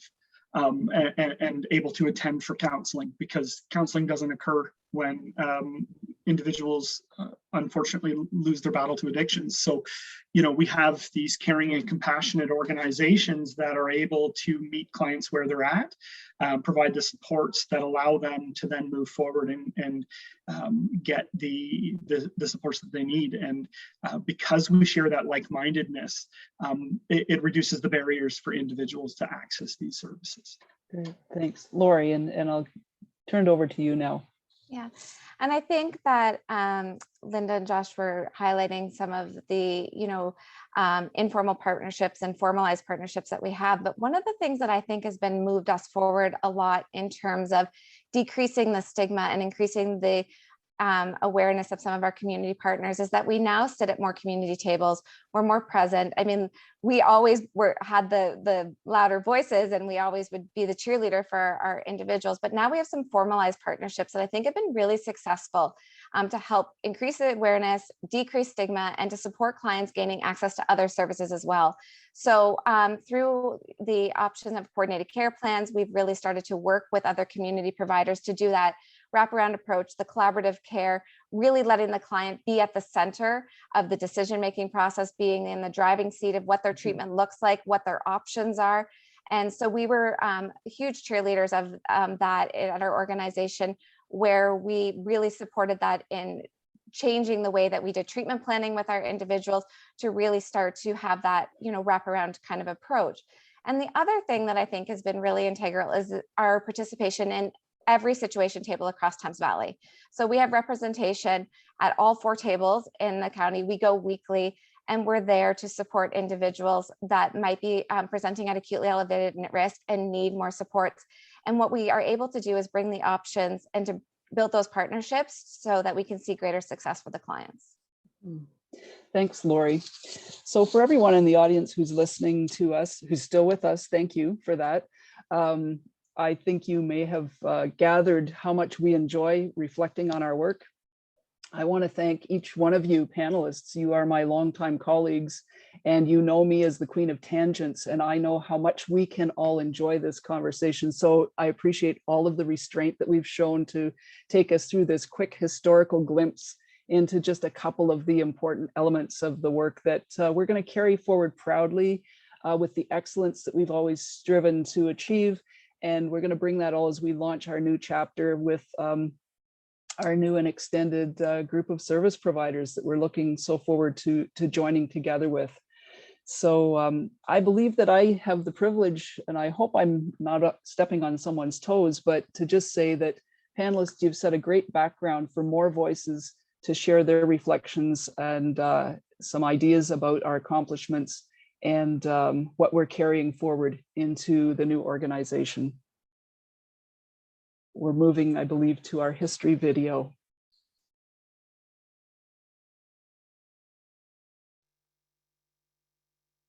One of the first memorable moments within my clinical work, beyond just the clinical work in and of itself, working within the Heart Space program, being able to support women who were pregnant and parenting and substance involved, and working closely with CAS to help change the perspective in the relationship. When I started at ADSTV, it was, you don't talk to CAS, and that morphed from don't talk to them to facilitating groups alongside them, helping them recognize the strengths and values that these women bring to the table, and that this isn't just an addict, somebody using drugs and that doesn't love their child. So that was a really powerful transition to be part of and to help change that relationship, and really loved that.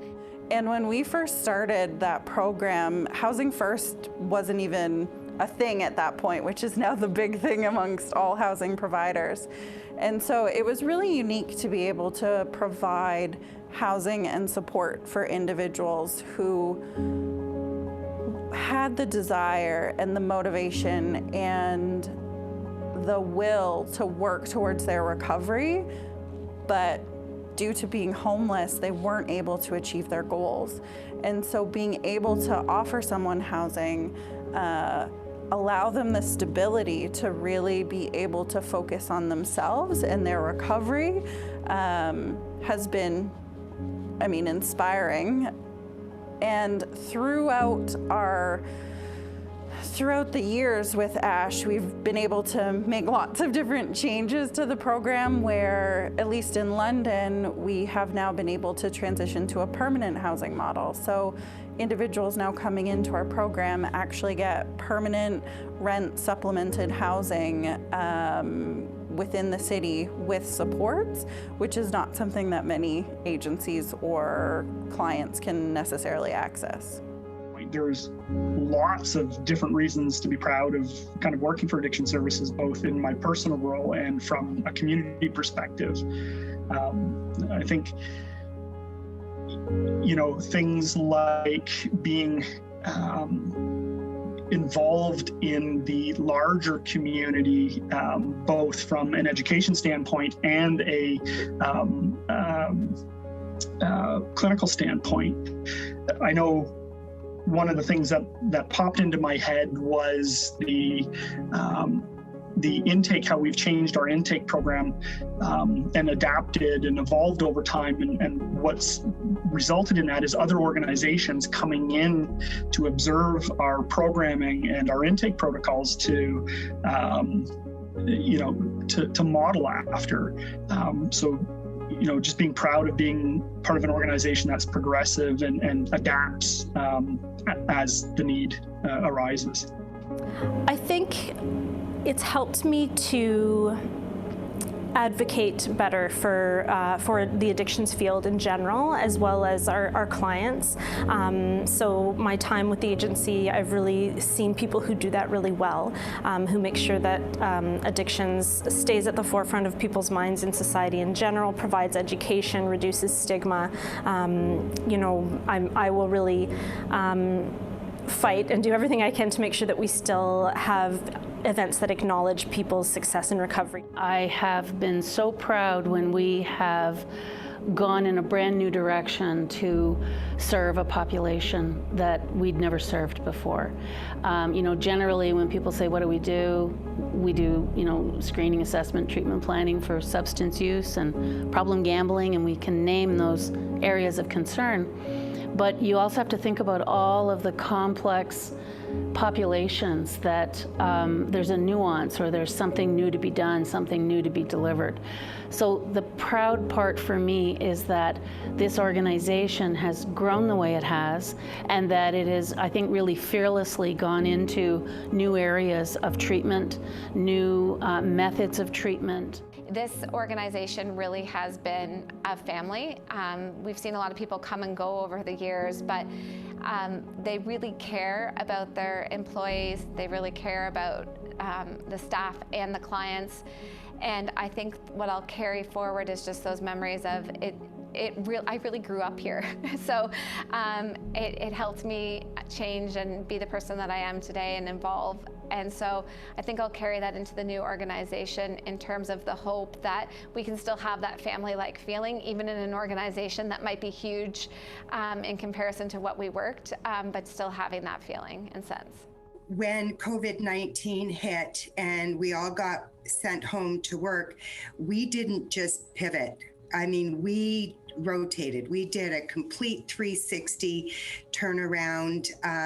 It was constant changes. It was hard to keep up, but we helped each other. We supported each other. We reminded each other of new processes and changes and things like that. And the most important thing to everybody within the agency was to maintain the integrity of the supports that we provided and to continue to offer intake for new clients as well.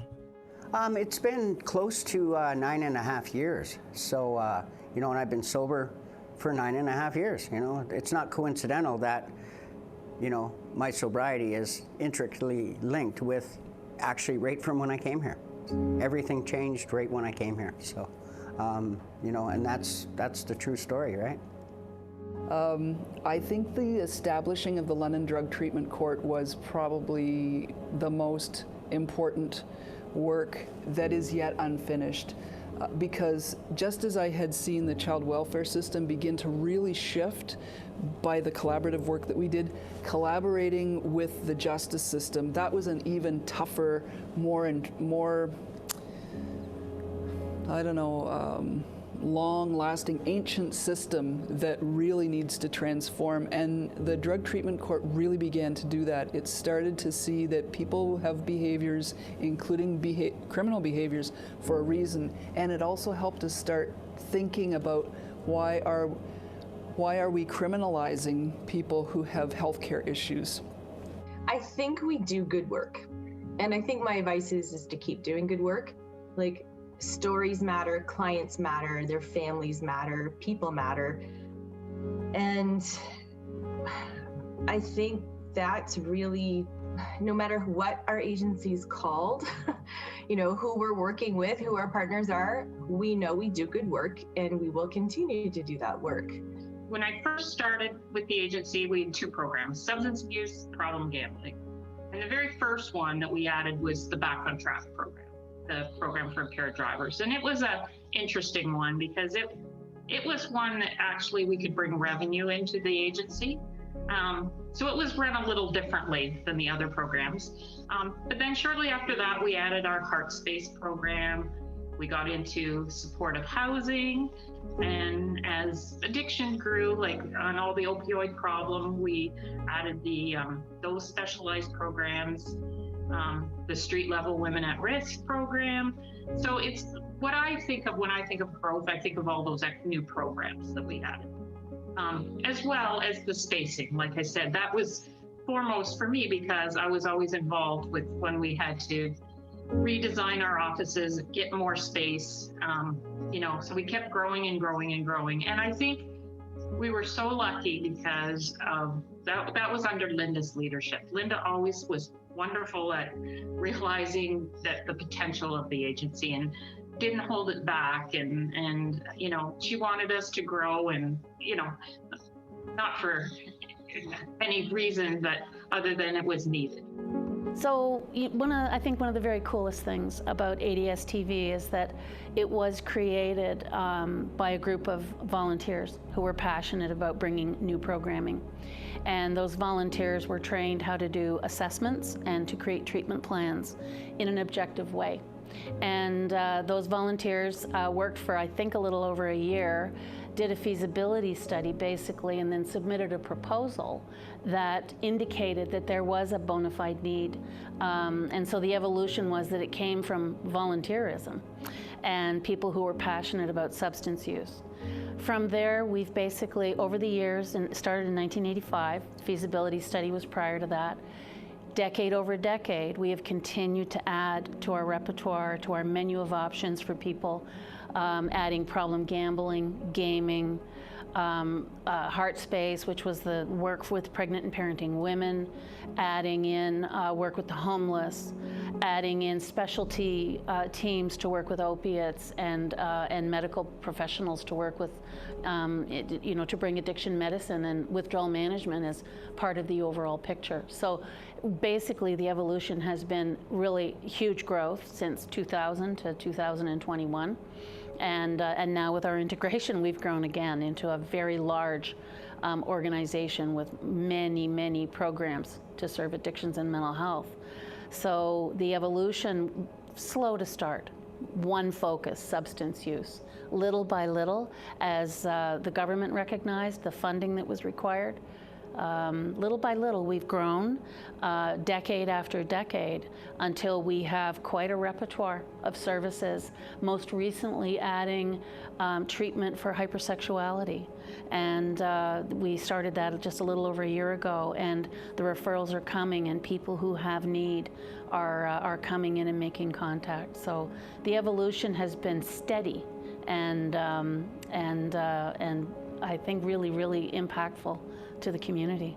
At that time, I was involved with the treatment center, the Westover Treatment Center, that was in the initial stages of getting ready to open as well. Mm-hmm. And so while we were down in Thamesville, that's in Kent County, we nonetheless were serving many other counties, and London was amongst the places that we were serving. So I would go to many meetings where Linda, who had just come to London at that time, where she would be, and so I became connected with the addiction services. It's really important. It has been so important to be able to do that own internal work in order to be a safe ally, in order to make addiction services a safe ally, somebody safe and trustworthy to work alongside with. So every time, and it's really been clear in my own experience that every time a nation like Oneida or Chippewa or Muncie, Delaware chooses to engage in agencies like ours, that they know that they're walking into another encounter where they're going to experience colonization in terms of the way that we think and practice. And so it's our responsibility to minimize and prevent this from happening. And for me, I've been thinking about, what are the simplest ways to kind of capture that? And for me, it really is about, in order to bring strong partnership to the table, that we must listen and watch more than we speak. And that it's up to us to shift our focus away and less on quantitative outcomes and more towards being in relationship. I think just been really grateful to serve this community under this banner. We've had extraordinarily great partners who have joined us to do the work, and amazing staff who now have moved on and become leaders in other organizations, and that's very exciting to see that legacy and that spread of knowledge and commitment and passion that goes out and really enhances our community in all kinds of different ways. So, we haven't disappeared. We're just growing into something new, and our history is going to show up all over the place from time to time. I'm proud of the way the organization has responded to requests to do new things. I'm proud of how we've managed all those changes. We've grown, we've scaled up from 4 people to 110 at one point, and then scaled back down because it was time for a group to divest and become their own organization. So, I guess, the theme is I'm proud of how we've handled change. Certainly going into an integration, that you've got to be change capable, change ready, and we've done that too. So we're not done with that, but we're getting there. So there's so many things that have brought me incredible source of pride.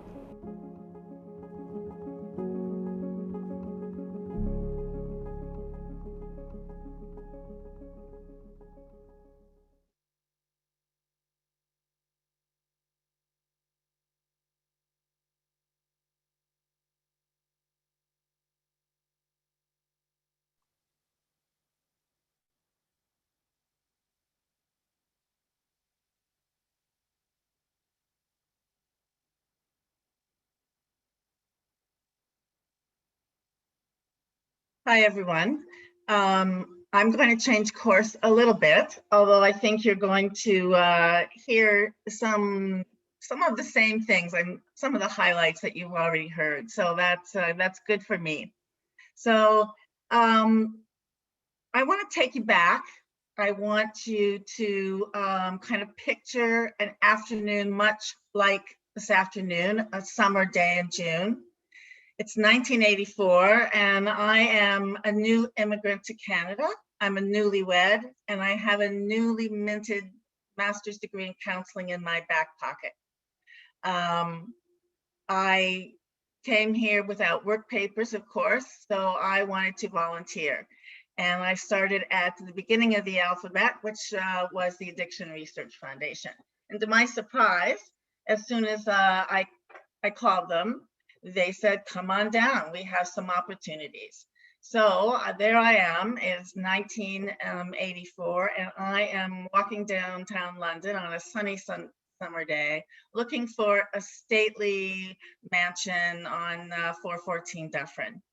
Well, The mansion might not have been so stately, but when I went inside, I was led up a kind of stately staircase to the second floor and introduced to my tutor for the next 2 days. His office was up this beautiful staircase. Went in, had a seat, and Bill, his name was Bill Murdoch. He was blind, but his real skill was that he knew everything about addiction. He knew everybody in addiction. And so for the next 2 days, he really regaled me with stories of the sector itself, addiction in general, his kind of philosophy, and the famous and the infamous in the sector. And at the end of those 2 days, he shook my hand, handed me a 20-page document that was called the Assist. It was an assessment tool that asked a lot of questions about a lot of different things. And he said, this is your tool. This is what you're going to do. You're going to survey everybody that comes in. We're going to set up appointments for you. And at the end of that assessment, you're going to kind of talk about what's available to them. I said, oh, okay, you know, I was confident I could do this. And then he handed me something that I hope you can see, which I lovingly call the Red Book. And this was my referral tool. And inside, I was really excited to see what options I had. And really, all that's in there are some phone numbers for addiction services and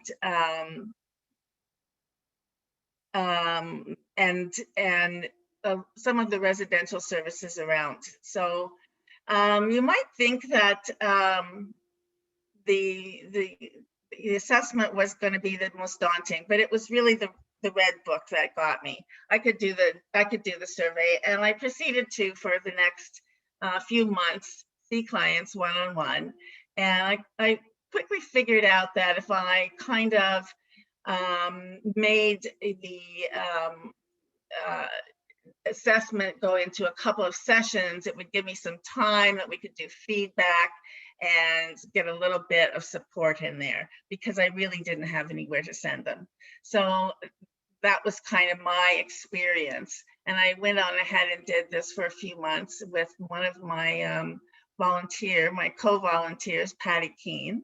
And then I had a baby. So I went off on maternity leave and left that position.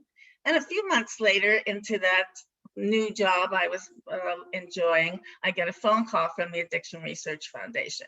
And they asked me if I might be interested in a position they had open, because they had gotten funding to make this a funded agency, an assessment and referral center.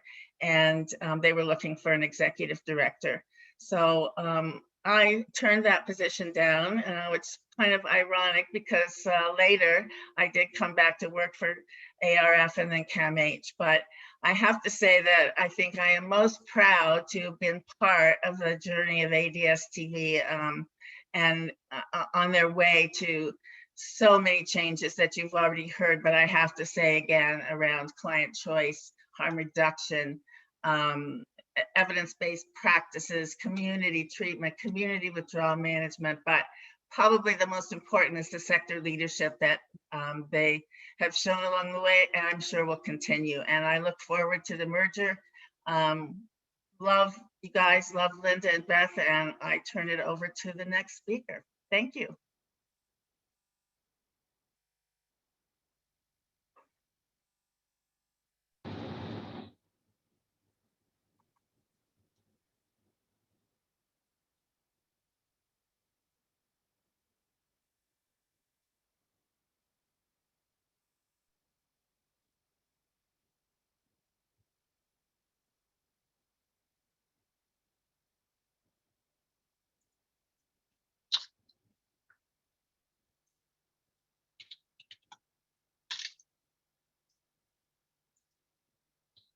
Good afternoon, everyone. My name is Brian Lester, and I'm the Executive Director of Regional HIV/AIDS Connection.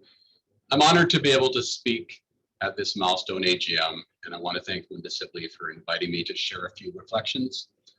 And ADSTV is truly at a transformative time in its history, and it's a privilege to reflect on the brilliant legacy of this community-based organization. It shares a lifespan that's very similar to RHAC 35 years plus. And over the course of that time, you know, I've watched ADSTV evolve and grow into a respected, trusted, and responsive organization that serves over, 3,500 people annually across, 14 diverse and impressive programs. And first, I have friends at ADSTV, people that I've grown to appreciate and care about over these past 15 years that I've been at RHAC. Linda was so welcoming to me when I became the ED of RHAC, and the remarkable Pam Hill has RHAC, or maybe ACAL DNA within her. I hold them both in such high regard. I appreciate Kathy and Jacqueline from Street Level Women at Risk, and I appreciated working with MJ and Nate during the London Cares Collaborative. And further, I've had many wonderful interactions with so many other ADSTV staff over the years, and it's really about the people for me. And I'm also grateful to ADSTV for touching my life, my family in such a beautiful, positive, transformative way, ways that are beautifully experienced each and every day presently. Now, we as an organization are appreciative to work with ADSTV colleagues who understand what it takes to be a respectful and ethical partner in the work of supporting our community. We sincerely value the opportunity to partner, co-deliver, innovate, and respond in shared and distinctive ways along the addictions continuum. Limitless possibilities through the freedom of addictions is ADSTV's powerful vision statement. ADSTV holds that vision and advances that vision while deeply understanding there are many paths toward the freedom from addictions. And here I'm going to also reflect on ADSTV's support, embracement of harm reduction. And there was a time when, as Linda already talked about, it wasn't so fashionable to embrace this vital approach. Yet ADSTV understood the importance of both abstinence-based services and harm reduction approaches. And this critical understanding helps to bring people into the service delivery continuum. It's innately inclusive and views limitless possibilities with everyone. It says you matter regardless of where you are at along the stage of change. ADSTV understood that. ADSTV was a strong voice and collaborator in the introduction of the Counterpoint Needle Syringe program so many, many years ago. Think back to 1992 or earlier.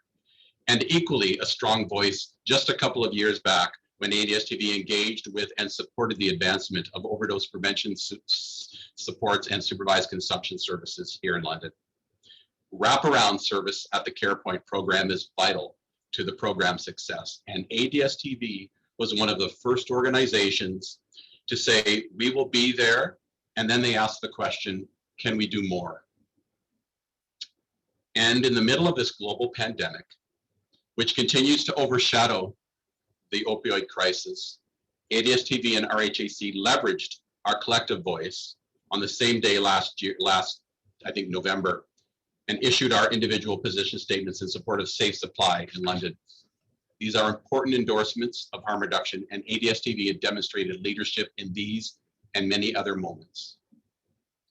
And before I close, I would like to briefly reflect on a period of time when ADSTV, Unity Project, and RHAC shared the experience of collaboratively delivering the Pillar Award-winning London Cares program. We did this together for many years. We then realized it was time for a transformation, and we worked together to transition that program from a collaborative model to become its own independent not-for-profit. I share a bond with Linda and Chuck Lazenby through this experience. And in this experience, I found two resilient and skilled leaders who had infinite determination to support the success of that program. And present day, that program was built on the collaborative efforts of the skills of Linda and Chuck and their respective organizations, along with RHAC. That period of transition and transformation was exceedingly hard, and figuring out an uncharted path together. We did it, we got there, and I'm grateful to have worked with Linda during that time. Finally, I hope all the staff and board iterations, past and present, are proud of the legacy of ADSTV. Clearly you are. I've heard that through this whole event. And I hope you're optimistic for the future, one that will be igniting hope and fostering change by providing a continuum of mental health and addictions education supports and services as their mission of the new integrated organization. A proud legacy to remember and a proud legacy to create moving forward. And may the next few months or longer be a magnificent period of transformation. That's an anonymous quote I wanted to share. And as you move through this transformation, RHAC will be your trusted ally. Thank you. Good afternoon, everyone. I'm Catherine Hardman. I'm the Executive Director at Choices for Change, Alcohol, Drug, and Gambling Counseling Center. We are the sister organization to ADSTV in Stratford and Huron-Perth counties. And it's been my honor to work with ADSTV for my actual whole career. I have had that honor to be able to do that and the privilege. And when I say sister organization, I really feel that's what we have been. You know, I feel in a way that our organizations have grown up together. Luckily for us, ADSTV has often gone first. So we have been able to, you know, share from their experience and their expertise, and you know, we've benefited from that. And when I think I'm going to probably be repeating some things that have already been said, I really enjoyed the panel discussion because when I thought about your history, I thought of those two things pretty significantly, as well as such incredible contributions that they've made to the province, to our system around harm reduction and excuse me, and assessment. But when I think about growing up together, like some of our programs like ASH, that's been talked about, our opiate programs, Heart Space, we just got funded for working with pregnant parenting women a few years ago. And so we really were able to benefit from the work that ADSTV has done, and you know, how they've forged the path already for us. So, you know, thank you so much for all of that. And of course, not only has already been talked about, I mean, they've been a leader regionally, but they've also been leaders provincially. And, you know, their willingness to share, you know, the information about their programs, their stats, their trends, their policies. More than once, Linda has provided policies to me on different things. And I think when you hear it's ADSTV, you know it's quality, and you respect what it, you know, that the work that they've done. And you know, it's excellent work. And you know, we have counted on them. You know, as they said, you know, they've been involved in, you know, I think pretty much, as Linda said, every you know, pilot project or research project that has come along. And I have always admired that. Our organization has done some of that, but certainly not at all to the extent that ADSTV has done. And again, thank you so much for, you know, blazing the trail for so many of us and teaching us, you know, around some of these issues. You know, I do want to talk about the implementation around harm reduction. And as Linda alluded to, certainly when that, or said outright, when harm reduction was first talked about in our system, it was not popular with everyone. But that did not stop ADSTV and Linda from, you know, forging ahead and doing what they knew was right for the clients, and teaching the rest of us. And you know, she said they did training. I had, you know, her come up and do some training with our staff around motivational interviewing and stages of change, you know, as we did our own evolution with harm reduction, and again, have been, you know, very honored and fortunate to have ADSTV be our partners in that as we move forward. You know, their advocacy, you know, in the system, the development of the Possible campaign, you know, I mean, what an incredible message for our community and for those in need of our services, that it's possible. You know, it's very simple, but it's so effective, you know, and so powerful and empowering. So, you know, it's just something that they've done for our province, and again, that they share and have allowed us to use and be a part of. So again, you know, thank you for that. And as has already been said, I certainly feel that they leave an incredible legacy that they will take forward into this new organization. And again, I feel like their involvement in this integration is, again, you know, they're forward thinking, because in my humble opinion, mental health and addiction, the integration of those services is the future of our system. And so, you know, again, I know that they will continue to be leaders and innovators because they are so incredibly committed to those with addictions and all along the continuum. And, you know, we will, you know, learn from them yet again. So when Linda asked me to speak, she said very clearly to me that this is not about her. And so I thank Adrian for being able to, excuse me, for being able to speak about Linda at the beginning of this event, because she's such an incredible person and leader. And an organization does not become the organization ADSTV has without the, you know, solid, strong, respected leadership. And that certainly has been Linda. And I know that will continue. I mean, Linda Sibley and Beth Mitchell, what a powerhouse. And not to promote gambling, but that is a combination I would put money on any day, to blaze the trail and to be such a, you know, to, you know, bring, like, to show us how it should be done, you know, and to be a leader in the integration of mental health and addiction services. And, you know, they'll bring the roots from all the organizations forward, but, you know, congratulations to you. And so thank you, ADSTV, for all you've done. I wish you all the best in this new journey, and I'm very excited to see where you go and to learn from you yet again. So thank you.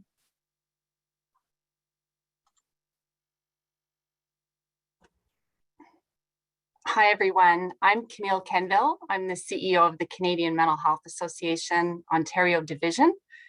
I'm absolutely delighted to be with you this afternoon, and I want to say thank you so much for the kind invitation to be here. I have to tell you that video was incredibly compelling. I was trying not to shed a tear. I think your work is truly remarkable.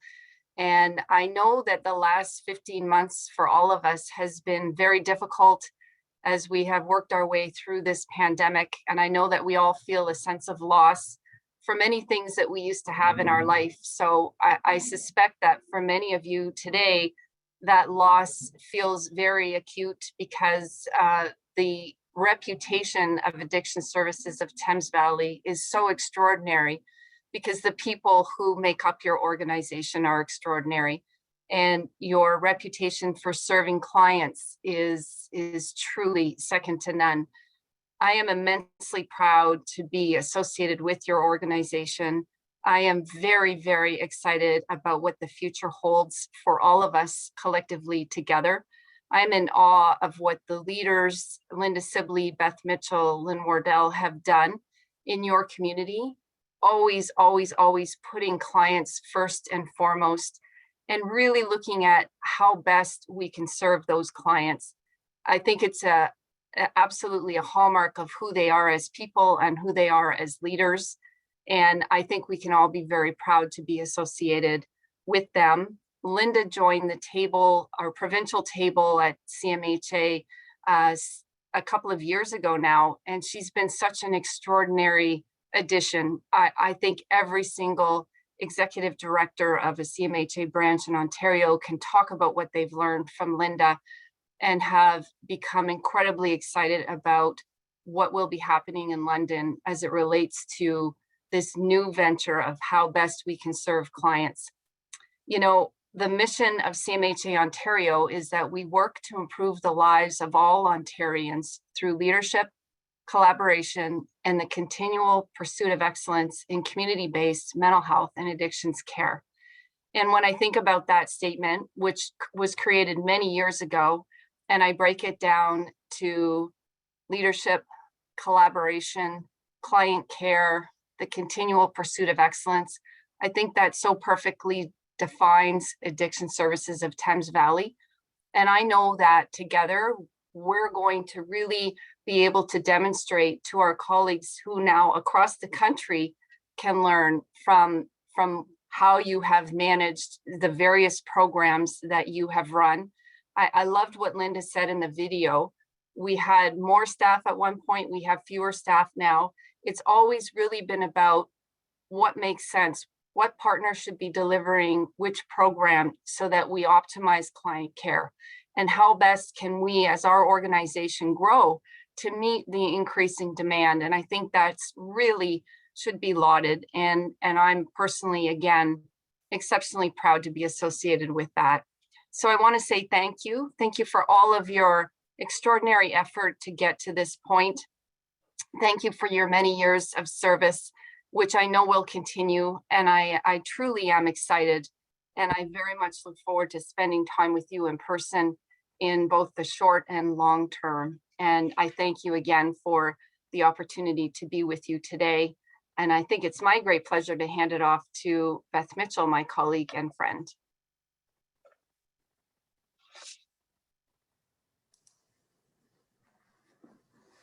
Hello and good afternoon, everybody. I'm really pleased to be a part of today's celebration of the past and the present and the future. So as suggested, today is an opportunity to reflect. And in thinking about my words for today, I actually engaged in some personal reflection. So let me start by saying that when I trained as a psychologist, which was back in the dark ages, we were taught not to step over the boundaries of practice into the realm of addictions.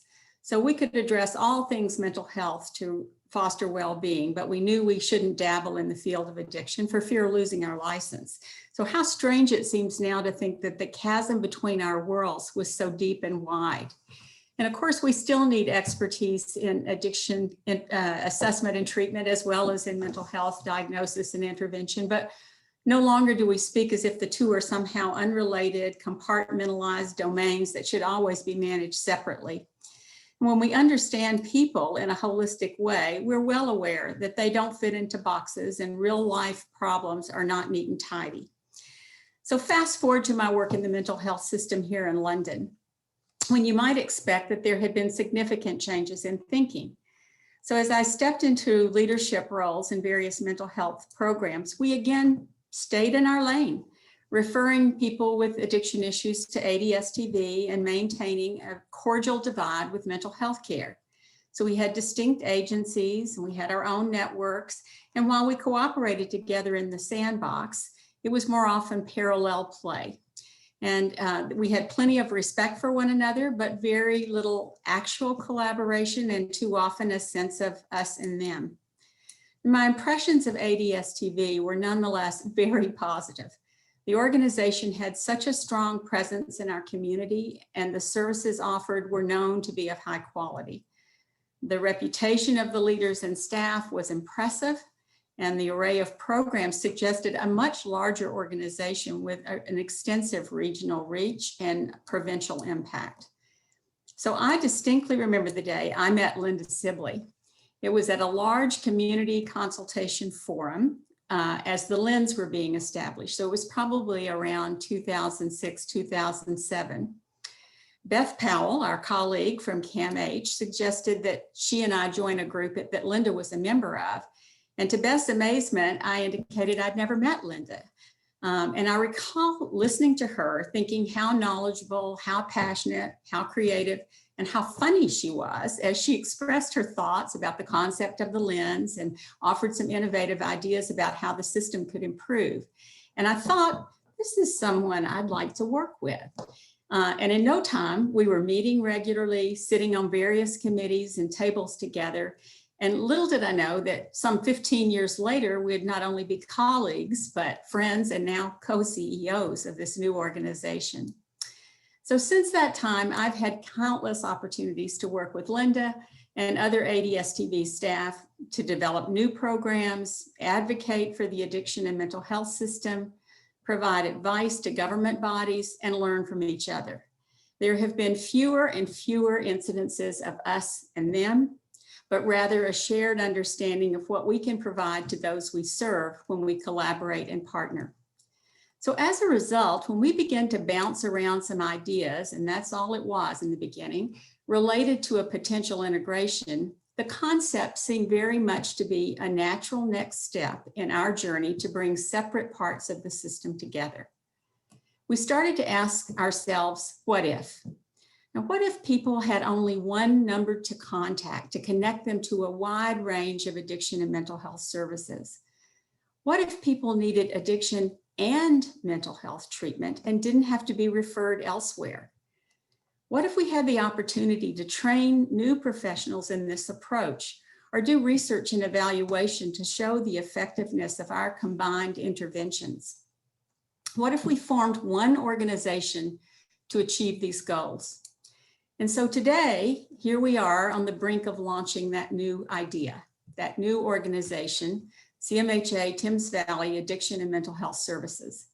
And while in many ways, it's simply the next step on our journey to improve services and systems, it may feel like a bittersweet moment for ADSTV as well as the other legacy agencies to say goodbye to the familiarity of what we've known for many years and what we've accomplished on our own.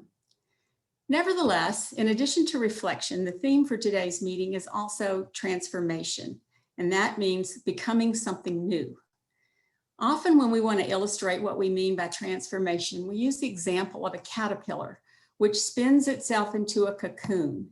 It then literally dissolves itself and reappears as something completely new and different, a butterfly.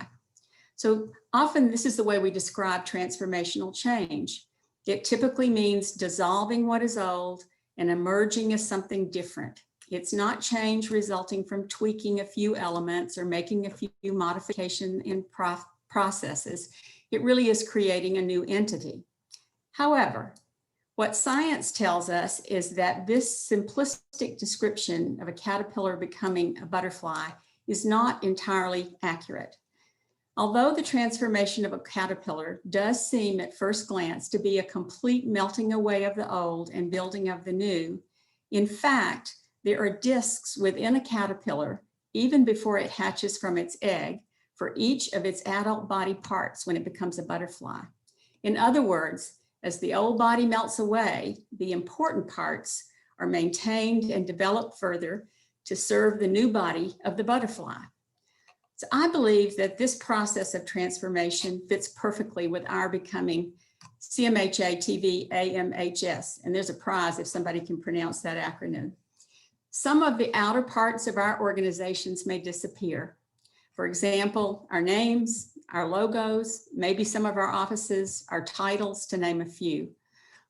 What will remain are those so-called body parts that have been with each agency since birth and which will continue to develop and strengthen over time. Our core values, our expertise, our commitment, our passion for our work, our caring for our community.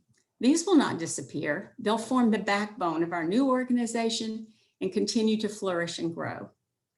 So as we've progressed through the integration process, I've often thought about a statement which is attributed to Seneca, the Roman philosopher, also included in a song by Semisonic a few years ago. Every new beginning comes from some other beginning's end. ADSTV has developed through the years with a remarkable series of new beginnings as it's added services, expanded its capacity, and left its footprint on our community. So as we stand on the threshold of our new organization, I couldn't be more proud and excited to join with you as part of yet another new beginning. Thank you so much.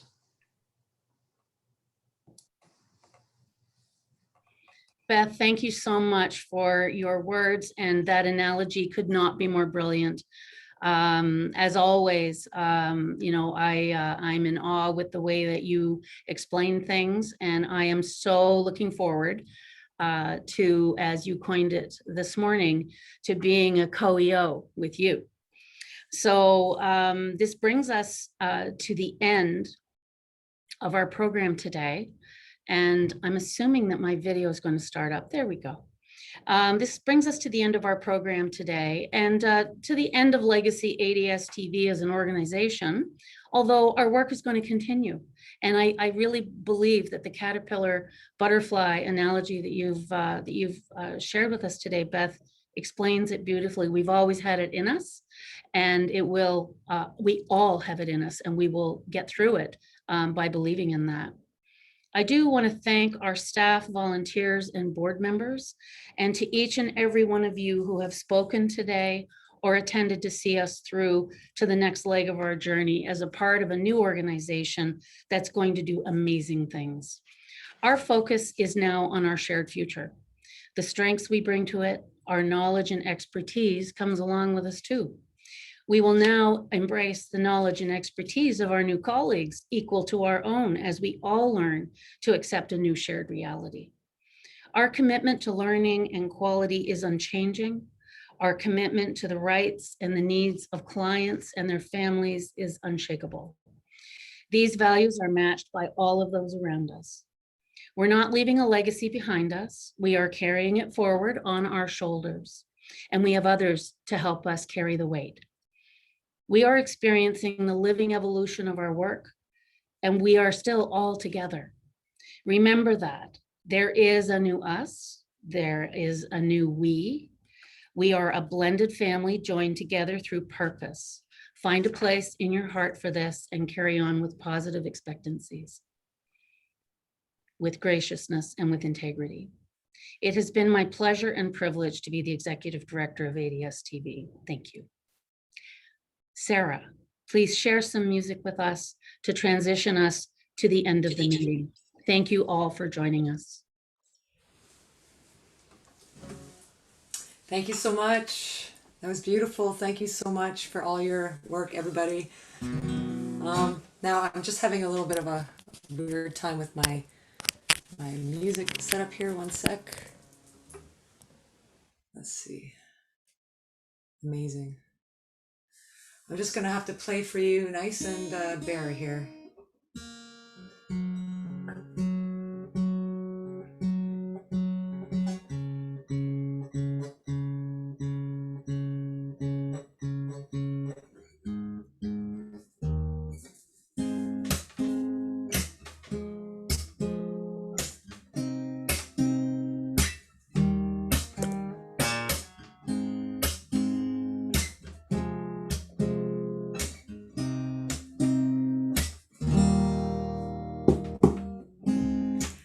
Left me here so I can be alone.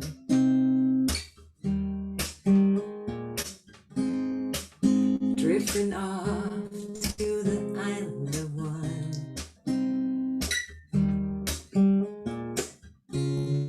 You cut me loose, watch me leave, float along the open sea, slowly sailing through the pain. Get away to the island of one, selfish beaches and lonely sun. All regrets and looking backs, lost at sea with broken wing. If I had known where I've been, if I had known this part of the plan, I would have left a long time ago, baby, to save you from the undertow.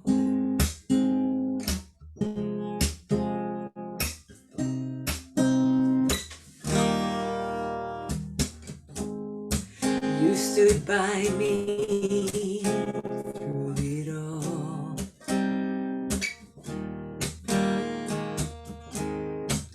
Walk me right on to the boat.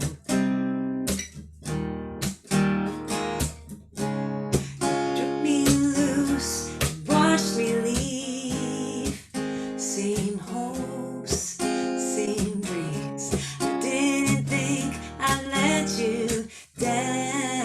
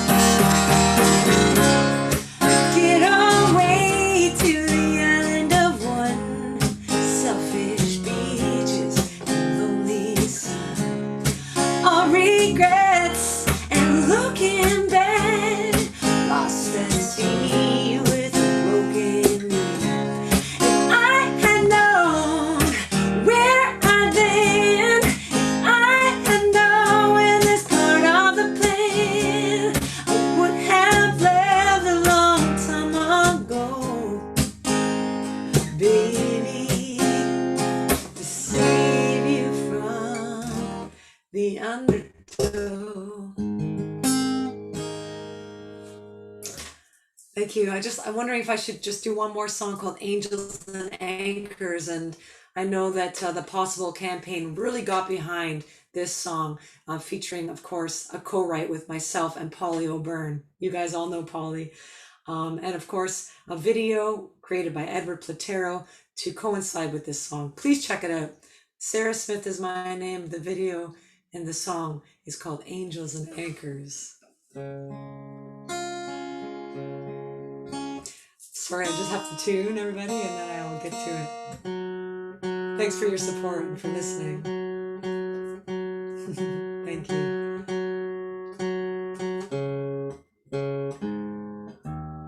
Here we go, Angels and Anchors. You're not alone. We're all in this together, everybody. Here for each other.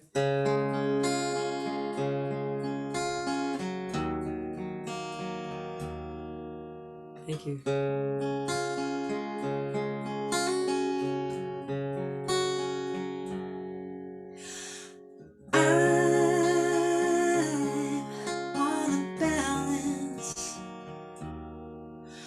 Hanging on or letting go. Fear is crippling from my head into my soul. When I look to the sky, I see wings falling down. Hold on tight, 'cause I don't wanna drown. Let the waves and stars take me in yours. Be the hope, be the light. I can't give up this time, 'cause I have angels and they have anchors, so they can't leave me tonight. I'm on a balance of letting go or moving on. Pain is crumbling from my heart into my bones. When I look to the sky, I see wings falling down. Hold on tight, 'cause I don't wanna drown. Let the waves and the stars take me in yours. Be the hope, be the light. I can't give up this time, 'cause I have angels and they have anchors, so they can't leave me tonight. Oh,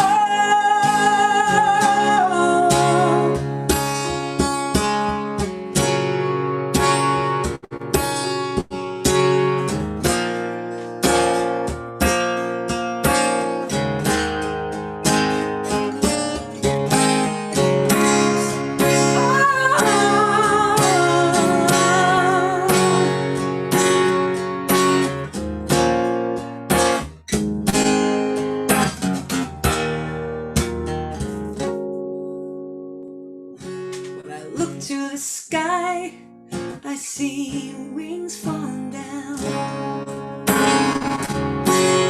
Hold on tight, 'cause I don't wanna drown. Let the waves and the stars take me in yours. Be the hope, be the light. I can't give up this time. Let the waves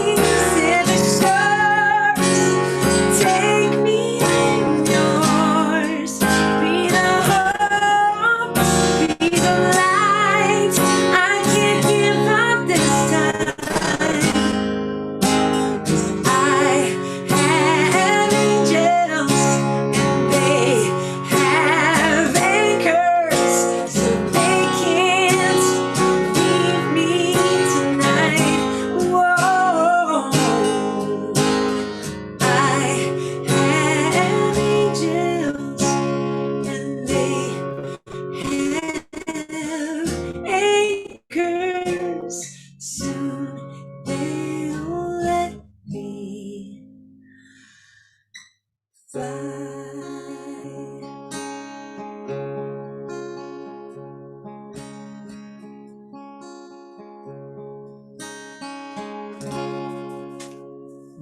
for being all our anchors.